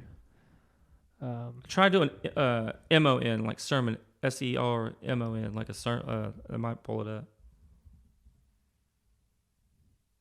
There you go. Eric Sermon Yeah, right here? Yeah, Okay. that guy right there, pretty solid, man, from back in the day. Okay. I'm going to look him up. He was good. Slick Rick was a lyricist back in the day. MC Breed. All those guys, man, from back in the day. I'll have to listen to it. Tribe Called Quest. I actually like them. Okay. I've heard some stuff because that's like one of Logic's biggest influences. As a Tribe Called Quest. He always gives love to them. Yeah. Okay, yeah, they were really good. Who else was good, man? If you're going way back, man, like if you listen to some of like Biggie Smalls stuff was pretty good. I like the stuff that tells a story. Okay. You know? So like if you listen to some of these guys, they'll tell like a story of in their songs. Now, man, it's like they're not really telling a story anymore. Yeah. You know what I mean? Yeah, I It's agree. like I agree with you on Yeah, it's that. like an intro, then there's like a middle, and there's an end. Yeah. Like Eminem. Eminem has stuff. like he has some like stories that he's telling in it. J. Cole, if you ever listen to J. him. Cole, I like him. He's pretty good Yeah. storyteller. You know, like I like that type of where there's some content to it. Yeah. But then again, man, I do like, just like some regular songs too, like Mystical or something like that. E40, something like that. Yeah, because honestly, it makes you feel a certain way too. Like it doesn't all have to. I'm upset at like the rappers that are like talking about taking Xanax and Oh yeah. and like shooting up everyone. Like it's gunshots all the time. Like Yeah. that stuff. Now I'll be honest with you, during like the mid '90s when gangster rap was popular, Yeah. that was a lot of what was out there too. Because I remember watching like Menace to Society and. Is that one with Spike Lee? No, Menace to Society was I don't think Spike Lee was in that one. I've heard of this name. It's by the Hughes brothers. Okay. Yeah, that was a really interesting movie. Again, when I was growing up, was that '93? Yeah, so that Boys in the Hood, I saw that one. Yeah, those are interesting movies, man, about growing up, and that had a lot to do with like gang violence and stuff, but it was different. Yeah, I think there's a thing for that because and that's what kind of the other argument to what I'm saying is like that's the lifestyle that some people are raised in. Yeah. Maybe they're just venting. They're getting out. What they've been around, right? And even Boys of the Hood, like I saw that one, gives you like a different idea. Like I've never lived in the hood, Right. And sometimes you get like a different perspective. Yeah. Through some of this art, Right. It's pretty cool. Man, I like listening to music for what it is. I remember being like in, I want to say like 7th grade, and man, the Ghetto Boys put a song out, and and they're talking about jumping people and stuff like that. But there's a whole good story to it. And I was like, okay, like that was pretty good song. Yeah, it's a pretty good song. Like Ghetto Boys, man, okay, they brought it, So. But 666 Mafia is pretty good too. Like I don't know if you ever listen to them, but yeah, they got a few decent ones too. I'll need to listen. So, but well, man, dude, I appreciate the time. Yeah, hey, I appreciate you coming out here, and I really enjoyed the conversation. Definitely, man. Yeah, we'll have to do it again. But definitely, we'll do it over some other random topics. 100%. Yeah, definitely, man. We could go another hour and a half. Easily, no doubt about it. I've even thought about doing like, actually, if you like to play poker, but doing like a poker live stream. Okay. I don't know how that would work, but have a couple players, like cameras set up where you see the table, you see the cards, like promote it as like a live show. And maybe you say like the buy-in's like $10K or something. Okay. Exaggerate it. People want to watch or that'd be fun. Something like that. But yeah, man, definitely, dude. Anything like that, man, dude. Let me know. And then for your podcast, well, we can talk about it. Yeah, man. I'll help you out. I appreciate we'll get it started. Yeah, so I like to start something up, man. And just a bunch of old guys just talking shit. Dilfs. Come to a podcast near you. Coming soon. All right. Thank y'all for listening. This will be JOJ episode 39. Y'all subscribe to the YouTube channel. Like the Instagram page at The Incredible JOJ. And yeah, thanks for the support and keep going. Appreciate y'all. Thank you.